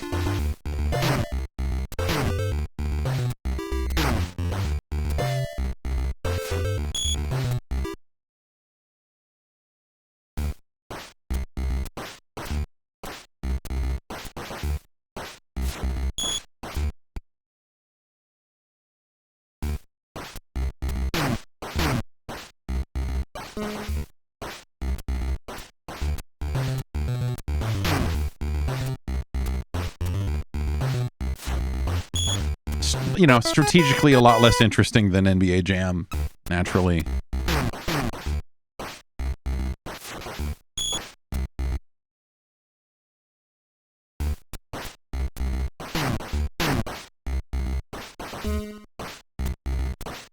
But yeah, this, and then you had, what was it, High Impact Football. You know, which was, you know, a similar attempt at doing a football game prior to NBA Jam and Blitz and all the other stuff they would do. And remember, you're now shooting at other basket. Oh.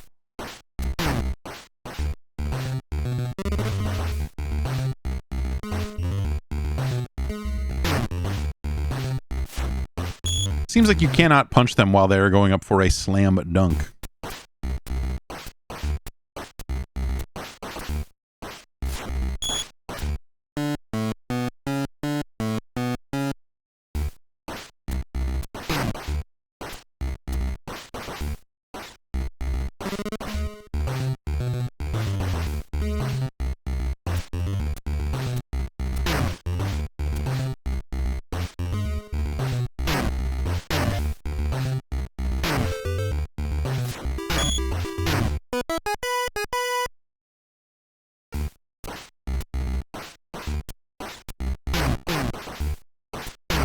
No.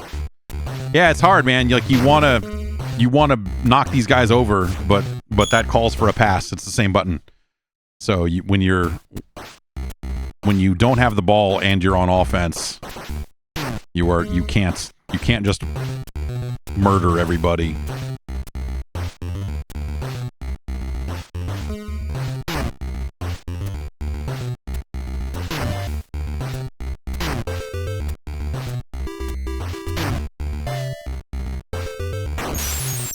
Oh!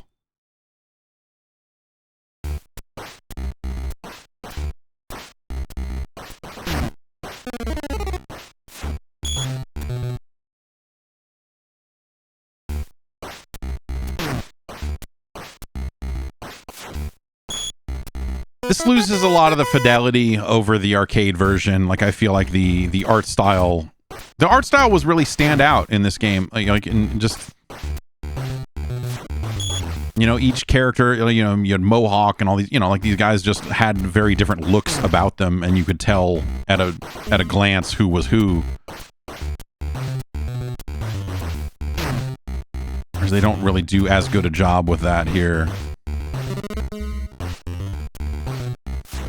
I don't know, like it looks fine. Like it looks fine. It moves at a decent speed. Like that's kind of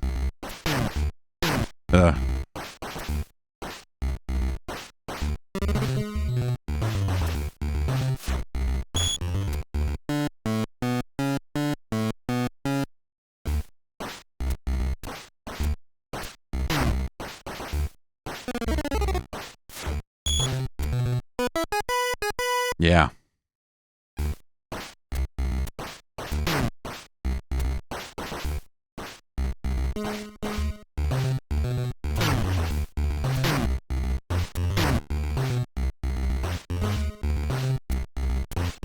I can't get up. Where am I?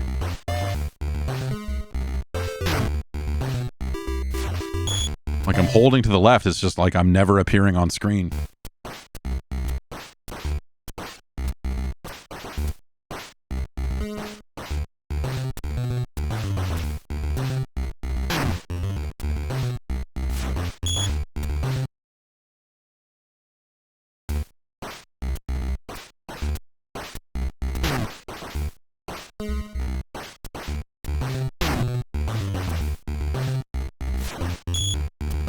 Okay. Yeah, there's like I want to say there's like a specific artist who's like this is that artist's style. And a handful of these games looked like this, and it was very much like it was a person who was responsible for this overall look, but I don't it's been a long time since I kind of looked into any of that stuff. But like the art style is not super well represented here in the game. But the style of this game as it originally appeared, is it Brian Collins? Is that his name? Did he do like Sarge? So it's Sarge, and then they did General Chaos. Yeah, they did General Chaos, which had that same similar type of look.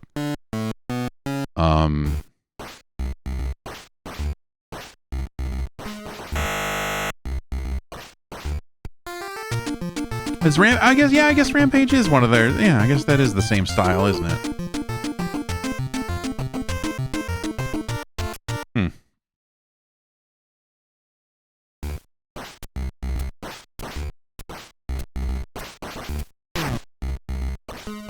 And I think it was a very effective style for games in arcades at the time. Like the way that they translate here at home is you know, sort of a different prospect, I suppose. Shoot it. Shoot it again, man.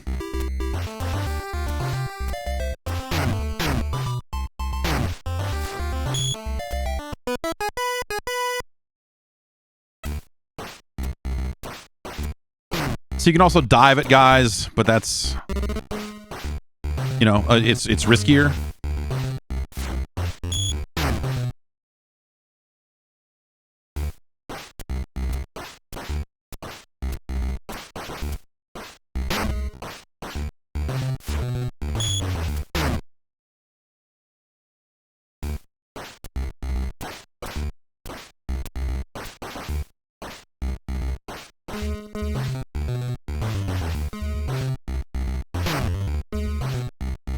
It feels like jumping up for the rebound or jumping up for a block is actually like a bad, maybe not a good way to play this.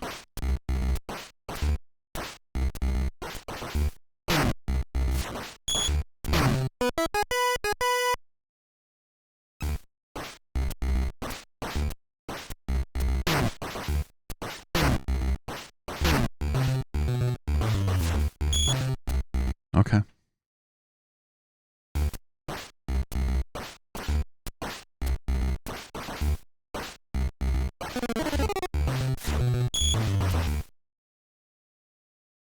Bum. Bum, bum, bum, bum. It was a long one.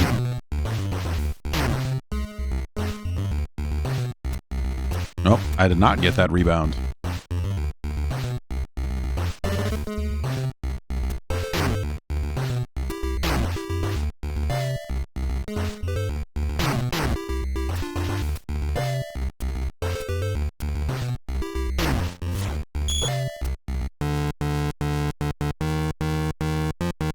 Okay. Nope, wrong button. Wrong button. Ugh. Yeah, get down there. Shoot the ball. Oh my god.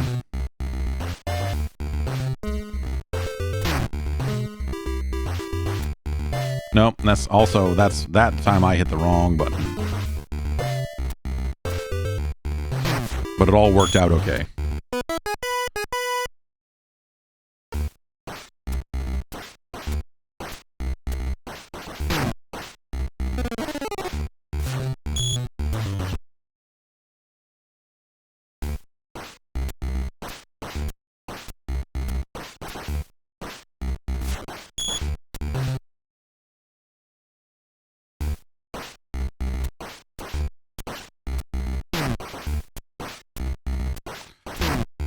I love General Chaos. That's an amazing Genesis game.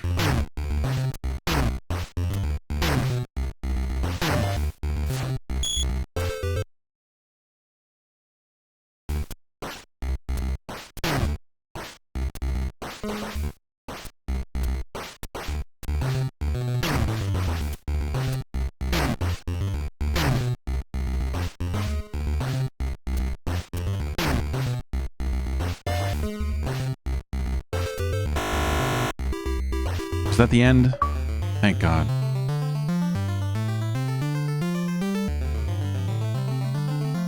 Long game.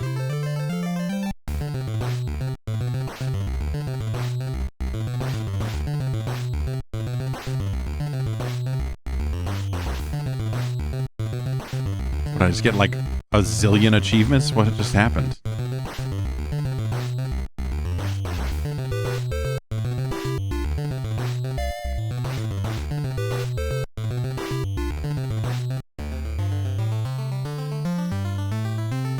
$88 to $60.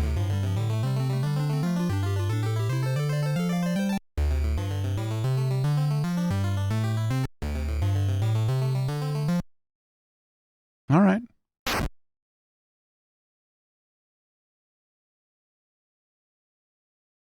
Oh, the only one I didn't get is for breaking the backboard. Now I'm going to have to play it again.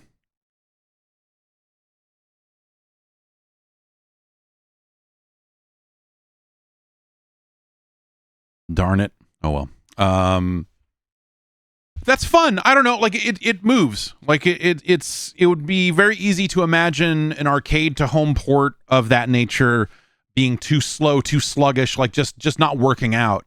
But I'm actually like pretty impressed with how successfully the concept comes through here in this port. They did a pretty good job with it. If anything, it feels, you know, it's been a long time since I've played the arcade version, but I remember like punching being a little more slow, like, you know, like the nature of punching people just being a little bit trickier in the arcade version of the game. So this just feels like you're just fucking mowing these motherfuckers down over and over again, which is nice. As a basketball game, you know, it's not the most engaging thing. And in fact, I think, you know, like when you look at this game and you look at some of the stuff you can do and get away with, there are things here that you see that probably after this game was out in arcades and they spent a long time looking at it and watching other people play it, they were like, oh, this game needs more rules. Like we really, like, it needs a goaltending. It needs a, you know, like we have to, like, we don't want to ground it all the way, but like just running up and punching people over and over again. Like there needs to be some kind of more risk reward on just the basic punching. So NBA Jam would get the shove. but that costs turbo when you do it. And so, like all, you end up kind of, like turbo ends up being kind of your half-assed stamina system that prevents you from just like mashing your way through all of your problems, right? And some of that feels like it's a direct reaction to some of the things you can get away with here, or some of the lack of depth that Arch Rivals just has inherently. It's fucking try to punch the guy, try not to get punched, and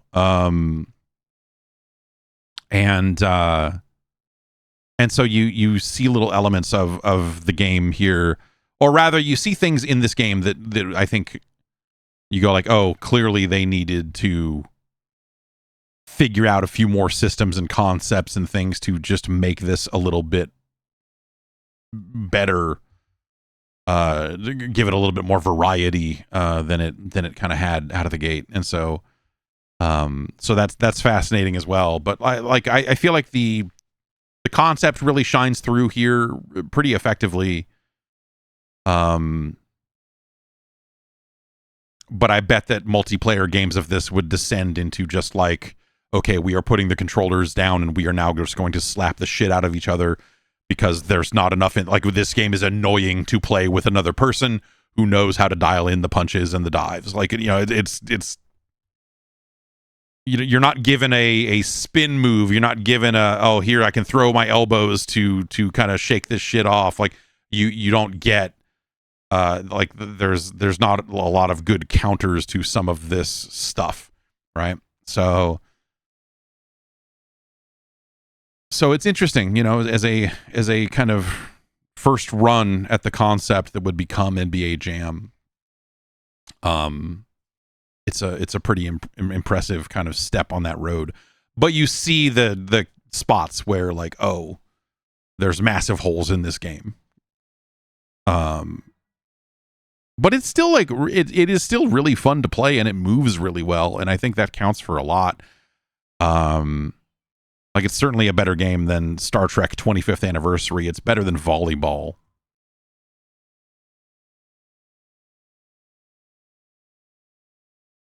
It's better than Alex DeMeo's Race America.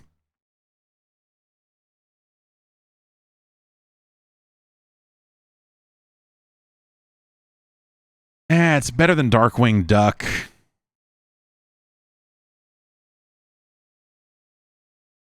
It's better than Town and Country Surf Designs, Wood and Water Rage. Is Arch Rivals better or worse than Dino Wars? Destruction of Spondy Lose.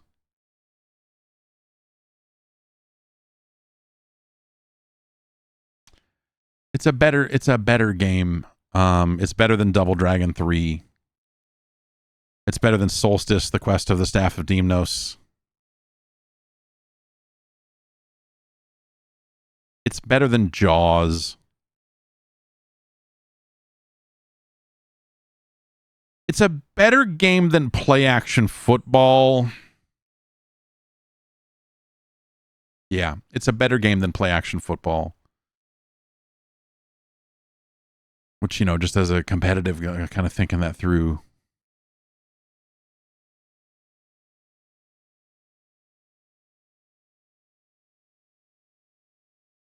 Like it feels at home in this batch of games here.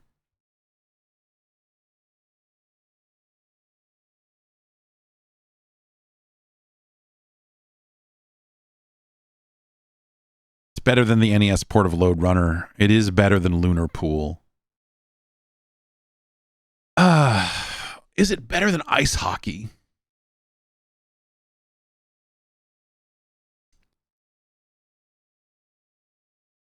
No, it's not better than Ice Hockey.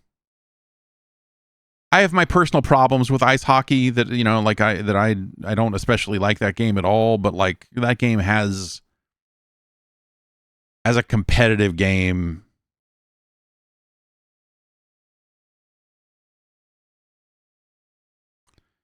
no, Arch Rivals beats it out just barely.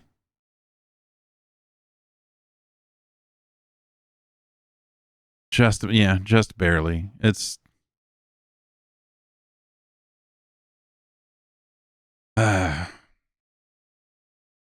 Okay, so it's better than ice hockey. It's not better than David Crane's A Boy and His Blob, A Trouble on Blob Bologna.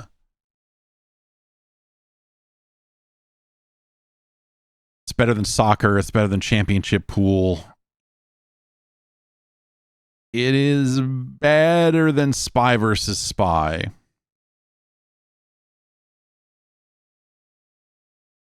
It is better than this Port of Galaga. There's nothing wrong with this Port of Galaga. It's just like kind of a game that's out of time, you know, in a weird way. It just feels like a strange game on the platform as a result. Is it better or worse than Faria, A World of Mystery and Danger?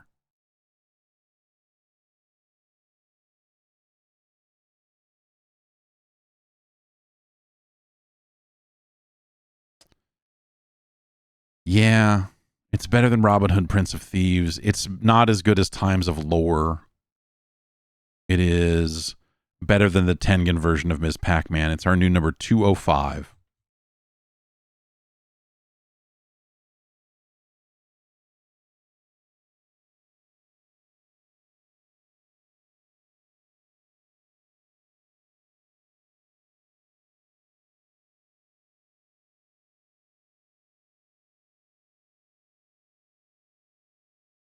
Lacuna Coil asks, if Arch Rivals led to NBA Jam, was there a game that led to Blitz? Yes, it's called NBA Jam. There's also High Impact Football and Super High Impact Football, which are football games that they made that are arcade-like in nature. It is like the lineage is not as direct as Arch Rivals to NBA Jam. But they did do football prior to this, and I guess there was did they do Pigskin Football? Is that them? No, or it has a year on it or something, right? What's the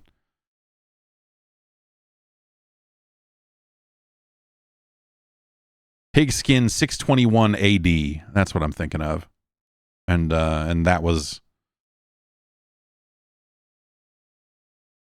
another Midway game. So Pigskin 621 AD has the kind of same art style as Arch Rivals.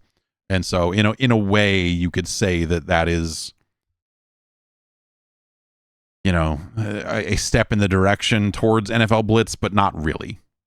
Yes, they did. They made it for the Genesis and called it Jerry Glanville's Pigskin Foot Brawl. Jerry Glanville was a football coach at the time, I guess. But like it's that Pigskin game is weird because it's it's 621 AD, and so it's like they're trying to do a football game, but it's also guys in armor with maces, and like it's a fucking mess. And so it's hard to look at that as much other than, hey, we want to try to make a sequel to Arch Rivals. We want to make another one of those games, but not basketball. Let's just kind of have a phony kind of football rules sort of thing in here and see how it goes. And it's kind of it's not a great game. So yeah, you would say that High Impact Football is probably a more direct predecessor to Blitz, but even then, it's the things it has in common is that it's the same company made an arcade style football game. Like it's not. You don't really see a direct connection from High Impact to some of the stuff in Blitz, except for maybe like some of the kickoffs and what have you. Who was the designer on High Impact Football?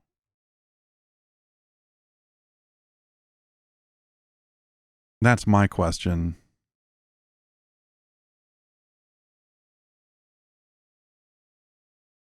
I guess I don't know.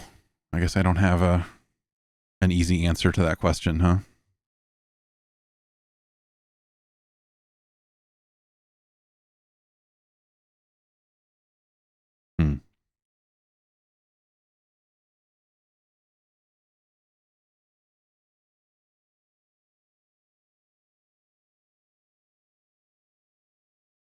Yeah. Was that a Jarvis game? Was High Impact him? Okay. Yeah. So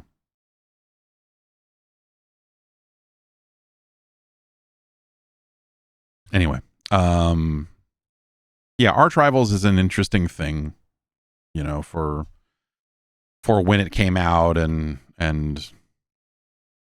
you know, where it kind of goes from there. But it's not necessarily a game that has like all of the same people or lineage or whatever, right? So, you know, like Arch Rival, like NBA Jam is, you know, largely thought of as it's you know, it's Mark and Sal. It's Mark Turmel and Sal DeVita doing that stuff, and with of course a host of others, but you know, like they are kind of thought of as the folks that did that stuff. And you know, they didn't necessarily work on those older like Arch Rivals and stuff like that. So it's kind of like, hey, we're picking up kind of where this left off, and but it's not necessarily a direct sequel from the same people and what have you. So it's sort of a different thing. I'm just trying to make sure that this, okay, making sure that the TV is not getting delivered or whatever, because it is still supposed to come. Let me just double check and see if anything changed here. Sorry, this is like a super annoying.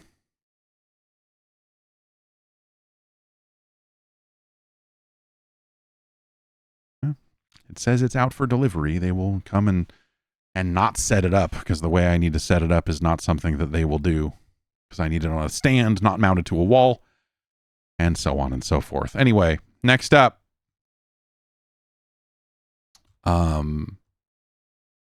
Davis wanted to see this one. We've been trying to get to this one for a little bit here.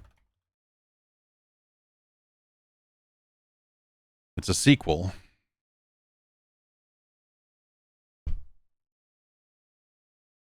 It's Casino Kid 2 from your friends at Sofel.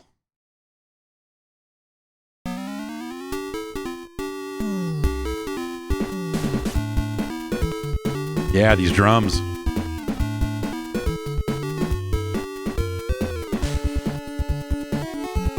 That snare. Casino Kid was so good they couldn't help themselves. They had to do it again.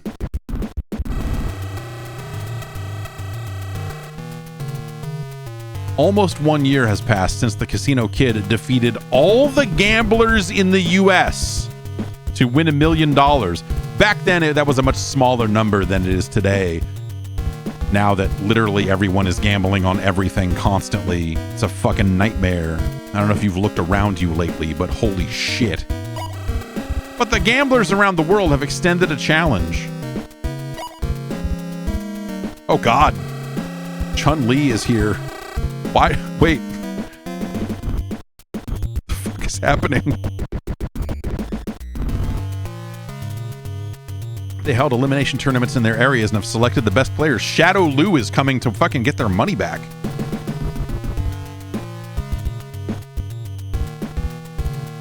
The M. Bison of Craps. The tournaments are being organized by a mystery leader. No one knows who this person is. It's Fame Douglas. Find out who this mystery leader is. You must defeat the best gamblers in the world. You, Casino Kid, cannot back down from their challenges because you are the king of casinos in the U.S. King of Casinos is a classic sitcom. I never really liked it because I just don't like Kevin James. I just don't like looking at him. Sorry.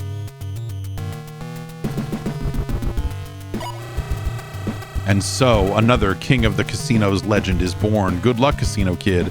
This is how gambling works. I don't know if you know this, but if you become the King of Casinos, you are obligated to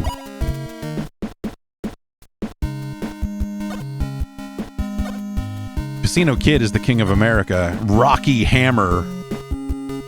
Canada. England. Russia. China. Japan. Australia. India. Nigeria. Brazil. All right. I mean, So he's got a 2 metal blackjack. What, do we want to go to Australia first because she's just a 1 metal blackjackist? Jaina Nagule?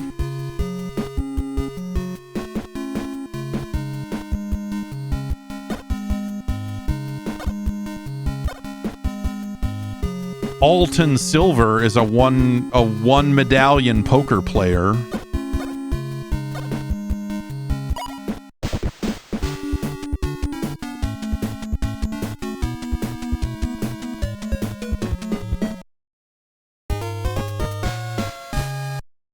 You have arrived at Australia.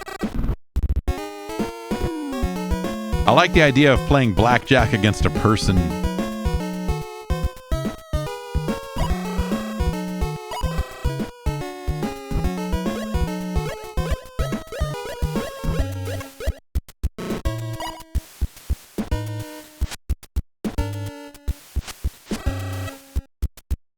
So you might have 18 there, but I can't really do much at 7. That's why, like the idea of blackjack is like, you know, ready, call. Yeah, you lost, young gentleman. This is miserable. Let me double down on a 12.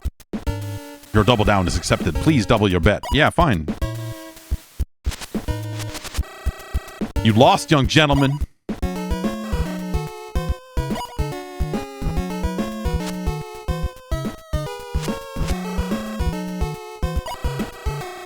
Please place $5 for insurance. It wasn't blackjack, so I take your insurance. I'm hitting this 16 because I don't care.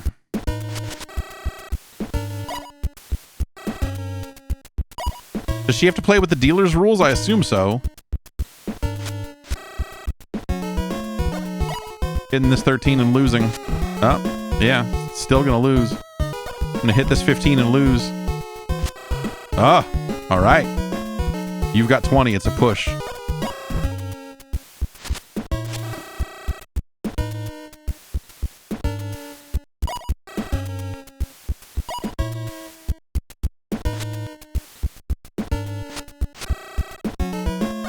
Splitting these 10s so I can lose twice.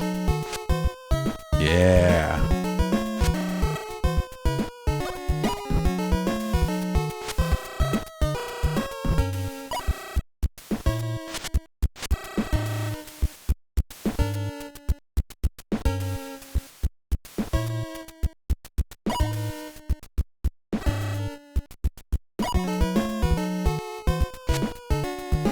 Just this blue screen. I mean, you know, this is better than the solitaire, those off-brand, unlicensed solitaire and blackjack games. Like, it's got a little bit more flair to it, like here specifically in game. Yeah. I'm shuffling now. Oh, I should have been card counting this whole time.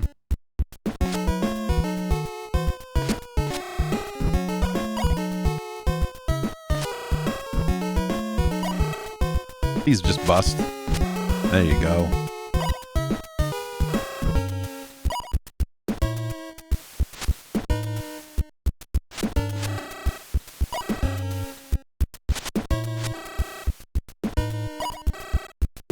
Can I leave? Final hand.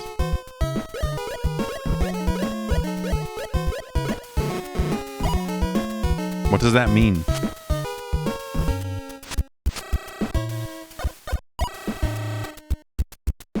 I'll double down 12. A fancy boy. Fuck off.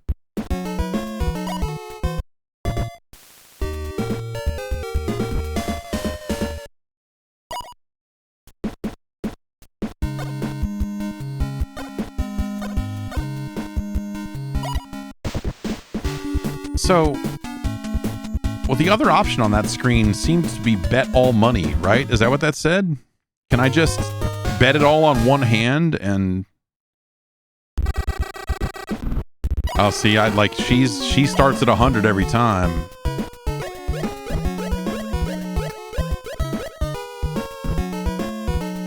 Bet all money.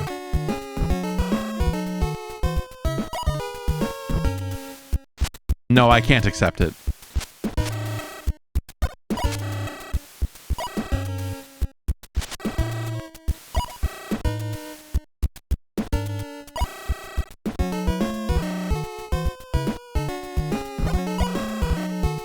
Oh, I can't even leave.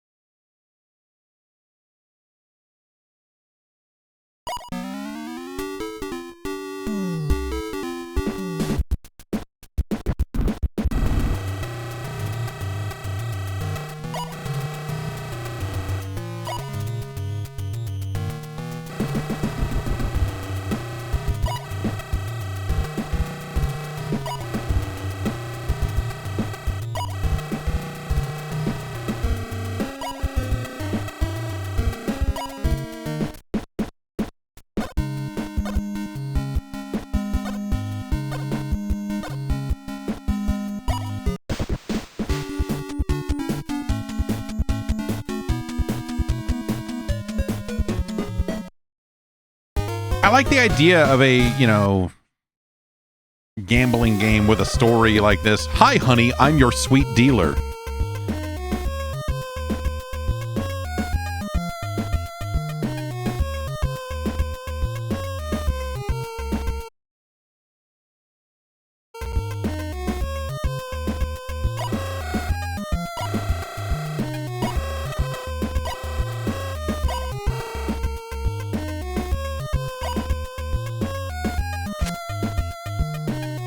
Oh, okay. At least I could hit A and skip the dealing, because the cheese.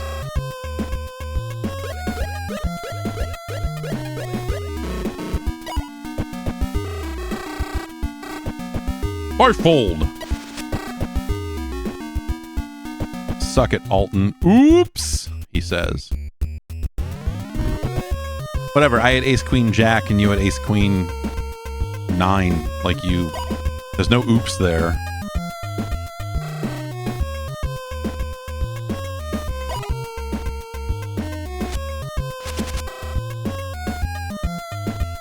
I'm fine. Please bet. Does I'm fine mean he's checking? Is the bet to him and then...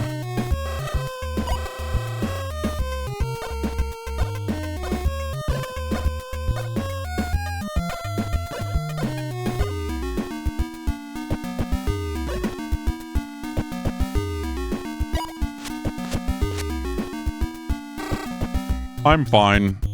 All right, he held 2.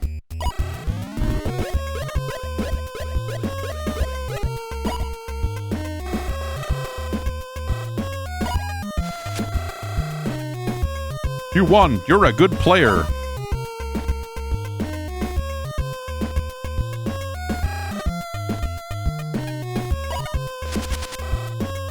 Just takes too long, man.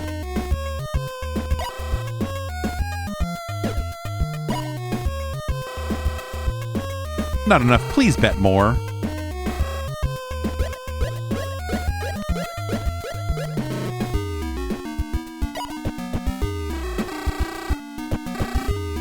I see the bet, he says. Thank you, Alton. I'll keep my higher cards here, just in case.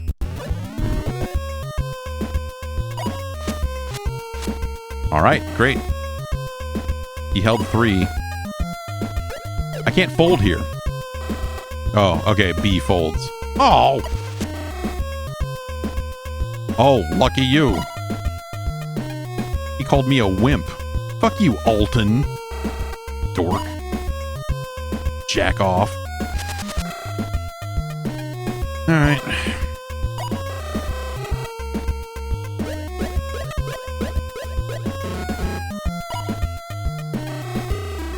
I guess I raised to... I fold. Right judgment. Yeah, I should have slow played him. The depth here is just unmatched. Oh, I like this. Oh, okay, I can just switch to a $10 chip and then not have to count it up all the time.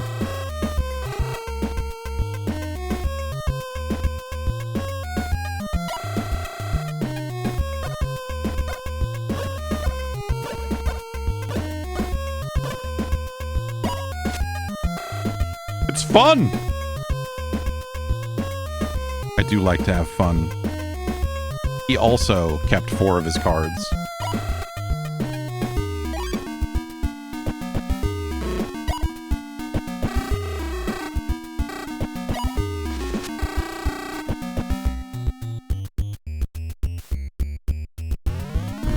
You're a good player. It's hard to be a good player in draw poker against a computer, you know?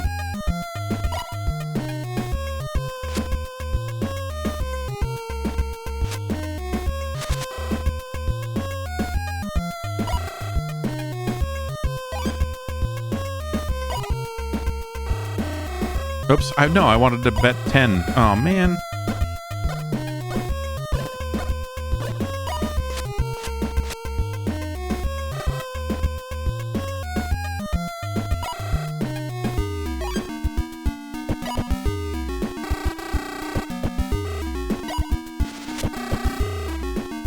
All this guy does is call.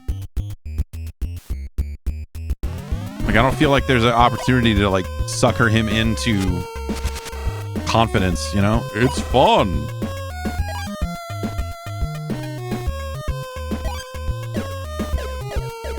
And I can't really call because action is to me first every single time.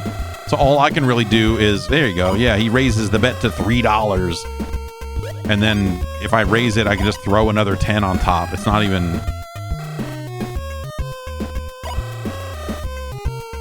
like, there's not a lot of opportunity for, like, massive pots here.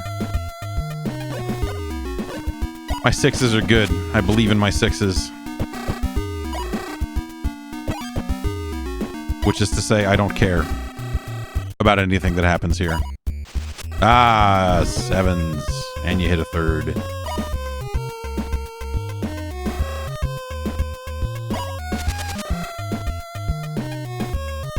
It's fun.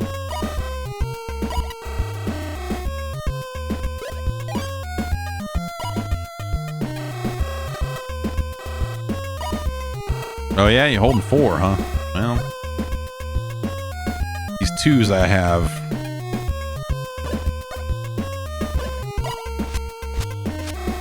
That's right.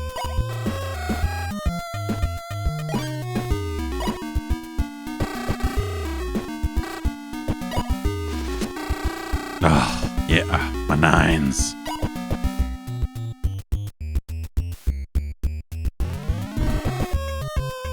I'm the king of gambling, Alton. I don't know if you know that. Down here in Brazil, maybe I don't know if you get a newspaper.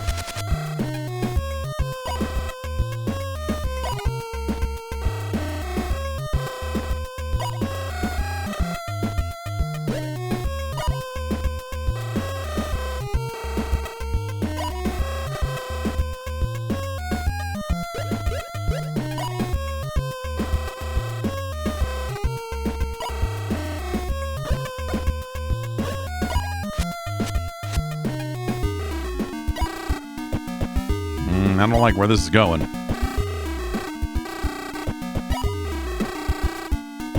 I'm gonna get out of this one.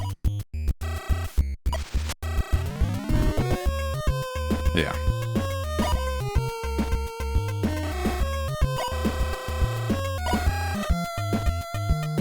Can I do what? Yeah, sure.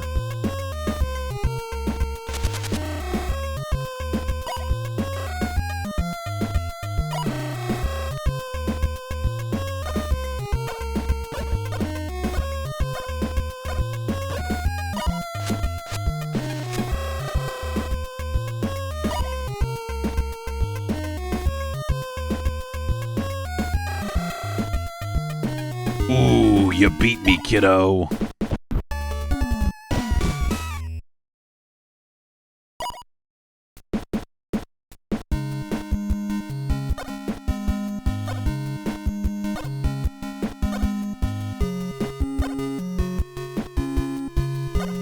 So we've just got blackjack, roulette, and poker, huh? Let's try roulette, I guess.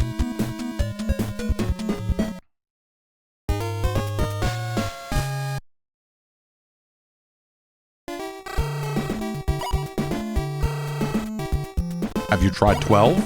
Please bet. Are you like recommending a number to me? Like, all right, I'll give it.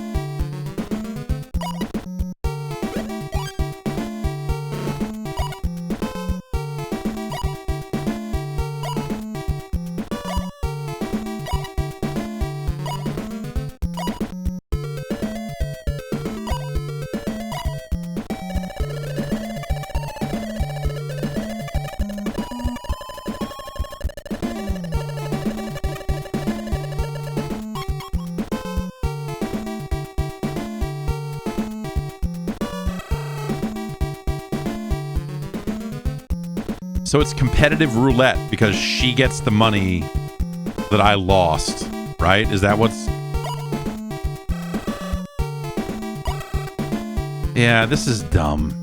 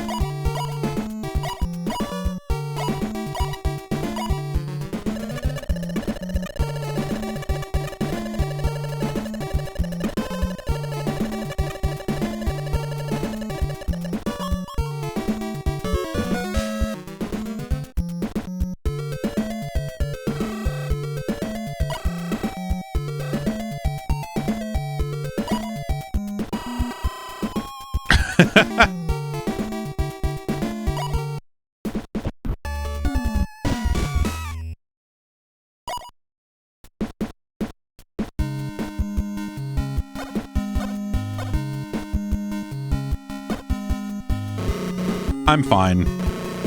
I was checking in. I was Casino Kid. I'm fine. Dude, yeah, fuck this.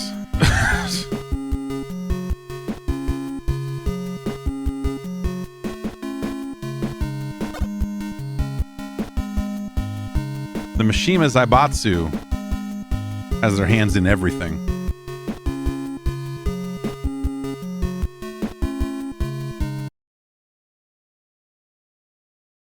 I feel like if I want a casino game and you're going to try to like do something with it, I kind of want to walk around a casino and walk up to machines and have like little, you know, JRPG style interactions and stuff like that. You know? This has the weird Street Fighter map kind of thing, and then it's just, here's like 3 different games at 3 different levels of skill. You got to beat them all, and then I assume that unlocks a final confrontation with whoever the organizer behind the tournament is. But I don't know, man. There's a lot of we don't see them anymore, you know, because I think they just try to funnel people into playing the real thing, but, you know, or playing them as phone games or whatever. But like, this was a popular genre for a good long time. You know, there were a lot of casino games, gambling games, like across a lot of handheld 8 and 16-bit platforms, like, you know, like, and, you know, you can just play them. And I learned how to play most of these games this way. You know,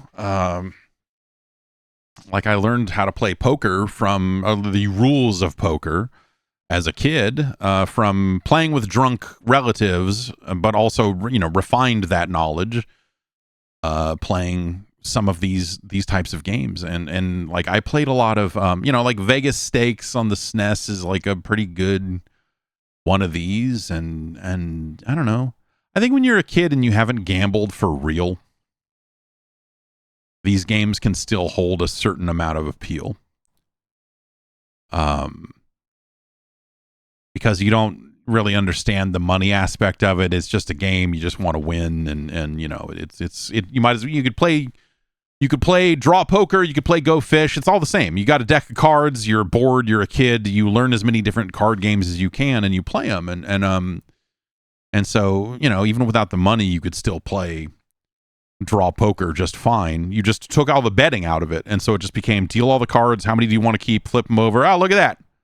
You know, not that different from video poker, really. And so in a weird way, it kind of left me unprepared to go into a real casino and deal with actual people and where are the betting phases and when do I do this? Because, you know, you primarily play a lot of video games and whatever else. And I don't have a taste for gambling. You could say that about a lot of aspects of my life, really, not just the card games and you know, not just gambling, you know, like it's just not like that risk versus reward thing doesn't do anything for me. Like there's not a lot of like, I don't get,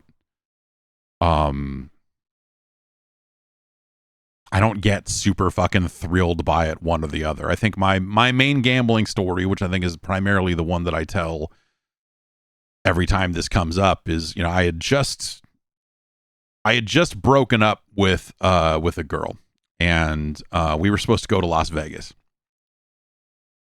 and we broke up instead, which was the right thing to do. It was the right thing to happen anyway. But you know, I had this months off. It was kind of a little far away, but like you know, had this stuff booked to go to Vegas and whatever else. And you know, my scumbag friend, who would have later be a scumbag roommate, was just like, let's just go anyway. And he was dating is perhaps not the word, but he had relations with a flight attendant. And so he got to fly a lot of places for free. So he just said, fuck it, man, keep the room. Let's go to Vegas. I'm like, all right, sure. I ain't got shit going on. Like, let's go to fucking Vegas. But we had booked like a fucking week. And we extended it out, like, because he had to kind of fly on her schedule and whatever else. And so, you know, he's like, yeah, let's just go for a week. And so I extended you know, originally I think me and this girl were going to go for like a couple of days. So I'm like, fuck it. All right, I'll extend the room out and we'll stay. A week in Vegas is too long. 2 days. That's about right.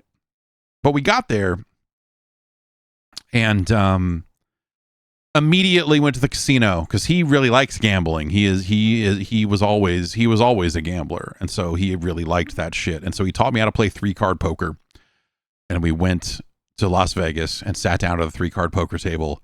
And I promptly, like, I did the thing where it's like you say, like, okay, I'm just gonna bring this amount of money, and that's it. And when I lose that amount of money, that's it. I'm not going to lose any more than that. And if I'm up money, then I'll keep gambling. If I'm down money, then whatever. And I sat down at the table. I think the number was $1,000, maybe.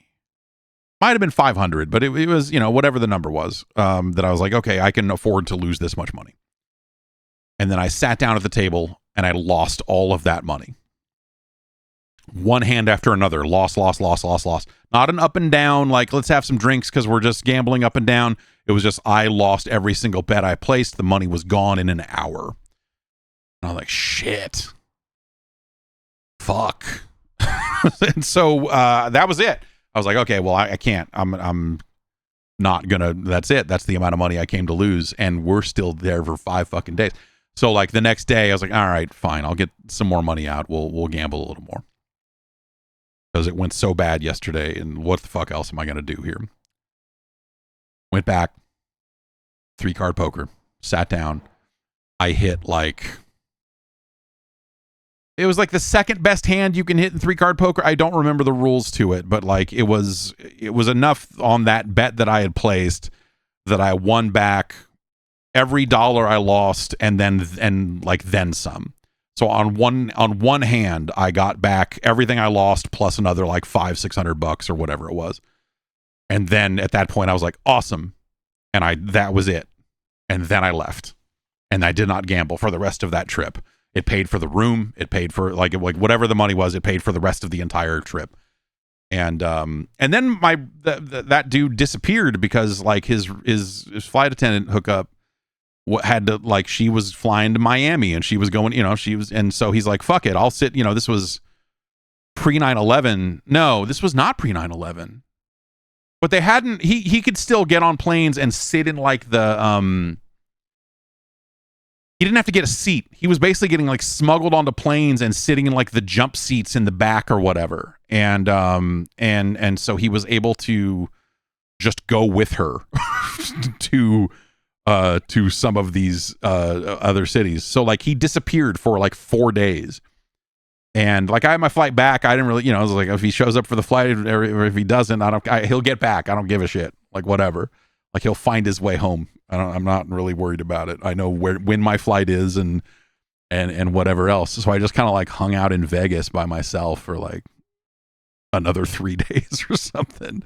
And I don't know. Then he showed up again and we hung out and did some dumb shit and then flew home. But yeah, I don't know.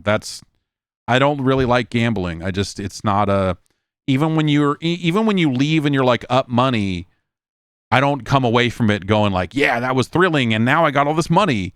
It's still just like, yeah, I don't know. I got a little bit more money than I started and I had to risk all this shit to get it. And like, I don't know if this is worth it, but like, like you really start picking it apart at the, the odds and everything else. Like even when you're up money, I feel like I don't come away from that feeling like thrilled or satisfied or like I want to do more of that. Like it's more just like I don't like these games that much. And the amount of money you have to pay to play them is not worth it. So instead, I could go to an arcade and play better games and lose a lot less money. So I think that's more for me. But Casino Kid 2 is not a great game. It is, dare I say it, a little bit worse than Casino Kid 1. Conceptually, the games are the games, right? The skill levels and some of the different stuff are going to vary here and there. But I think the way Casino Kid kind of... Yeah, there's just a little bit more going on there. Casino Kid 2 doesn't necessarily feel like a grand improvement on the formula. But that said, it's not a dramatic drop either, I would say. Because Casino Kid already wasn't a great game to begin with, right? So, it's no Casino Kid. The Black Bass USA is a better game. You're better off with a copy of The Last Ninja. But, like, it's better than Star Trek The Next Generation. It's better than Knight Rider. It's better than Quattro Adventure. I would rather play Action 52 is a better game. Action 52 has 52 bad games over 3 bad games. That's a higher number of bad games. You're taking Action 52 all day long in that one. That is our new number 563.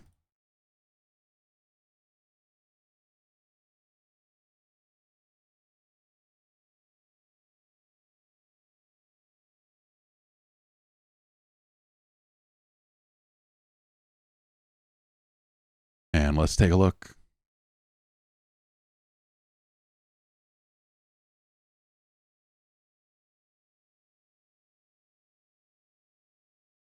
There you have it. All right. That's going to do it for us here this week. We've got a lot of games left. I was looking at AD&D Dragon Strike on the list the other day and going like, that's like a dragon flight sim, wasn't it? On other platforms? I don't know. I don't know what it is on the NES, but there's a lot of weird stuff left on the list here. If you go to 8bitnintendo.science, you can see the list as it stands with hot timestamps for all of the different episodes. There's a link at the bottom to show you the remaining games, to show you what's left on the list. And I'll read you the unlicensed games here.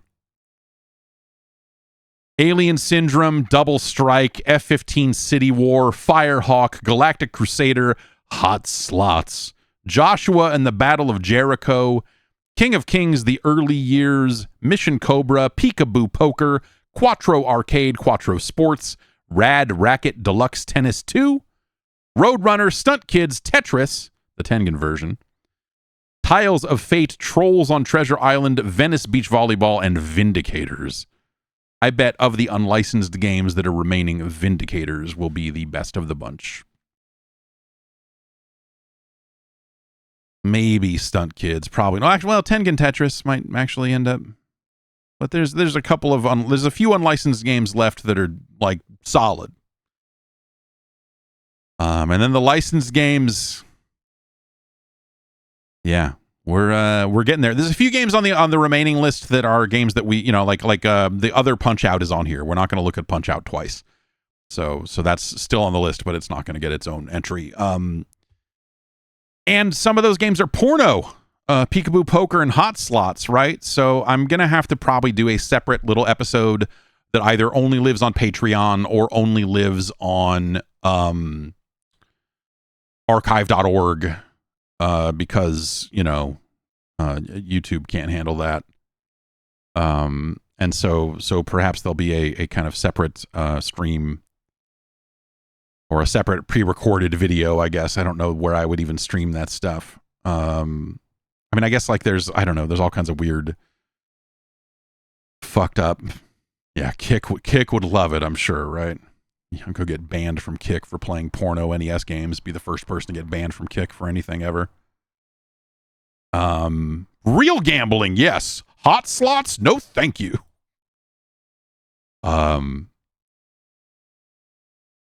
And then, yeah, I don't know. Now that we're out here, like, it's funny. Like, I had spent a lot of time thinking about the power pad and setting it up inside and all of that and where it would go.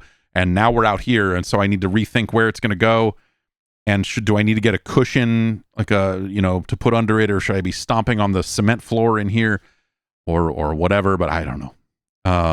But we'll get to that one way or the other. If this TV shows up, without the TV, I can't hook the Mister up, and without the Mister hooked up, I can't hook the power pad up, and there's a whole thing there. But yeah, as far as like streaming it or whatever, there's people that built a streaming service on top of Blue Sky that I bet that doesn't have any real rules. So maybe could throw it there or something like that to do it live. Or I'll just pre-record it and put it on Patreon and put it on archive.org or something like that. Like that episode of the Jeff Gerstmann Hall of Fame for the Commodore 64 classic Stroker, which you can find that video on archive.org on account of its hardcore pornography in video game form. So go check that out. I don't know what the fastest way to link to that is, but whatever.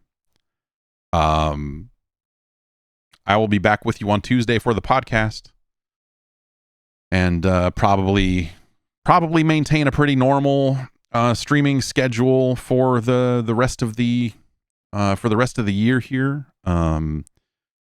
Some of that'll be kind of touch and go, like, if we decide all of a sudden, like, we're gonna do this with the kids and do this, and then I don't know, maybe there'll be some disruption there, but I doubt it. We're kind of laying low this year.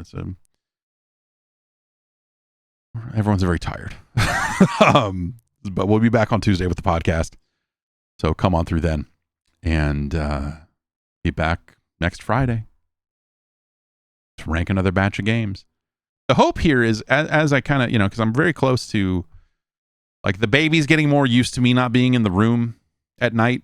And so I'm spending a little bit more time out here. And once that is a little more, the kids aren't going to run out of the room and go, "Where's daddy?" Like all this other stuff. And then, once I gain some confidence in what they do at night, then, we'll probably start throwing some nighttime streams here, for kicks. And I don't know, maybe rank some games there too. Maybe rank some more 8-bit Nintendo games there or something. But or just fuck around. I don't know. Hopefully this TV shows up and I can get all the console stuff rigged up, and then that part will be out of the way, and I can kind of move on to the next phase of making sure the cables are soundly run and what have you. Anyway, I'll be back next week with a podcast and an assortment of streams, and I will see you soon.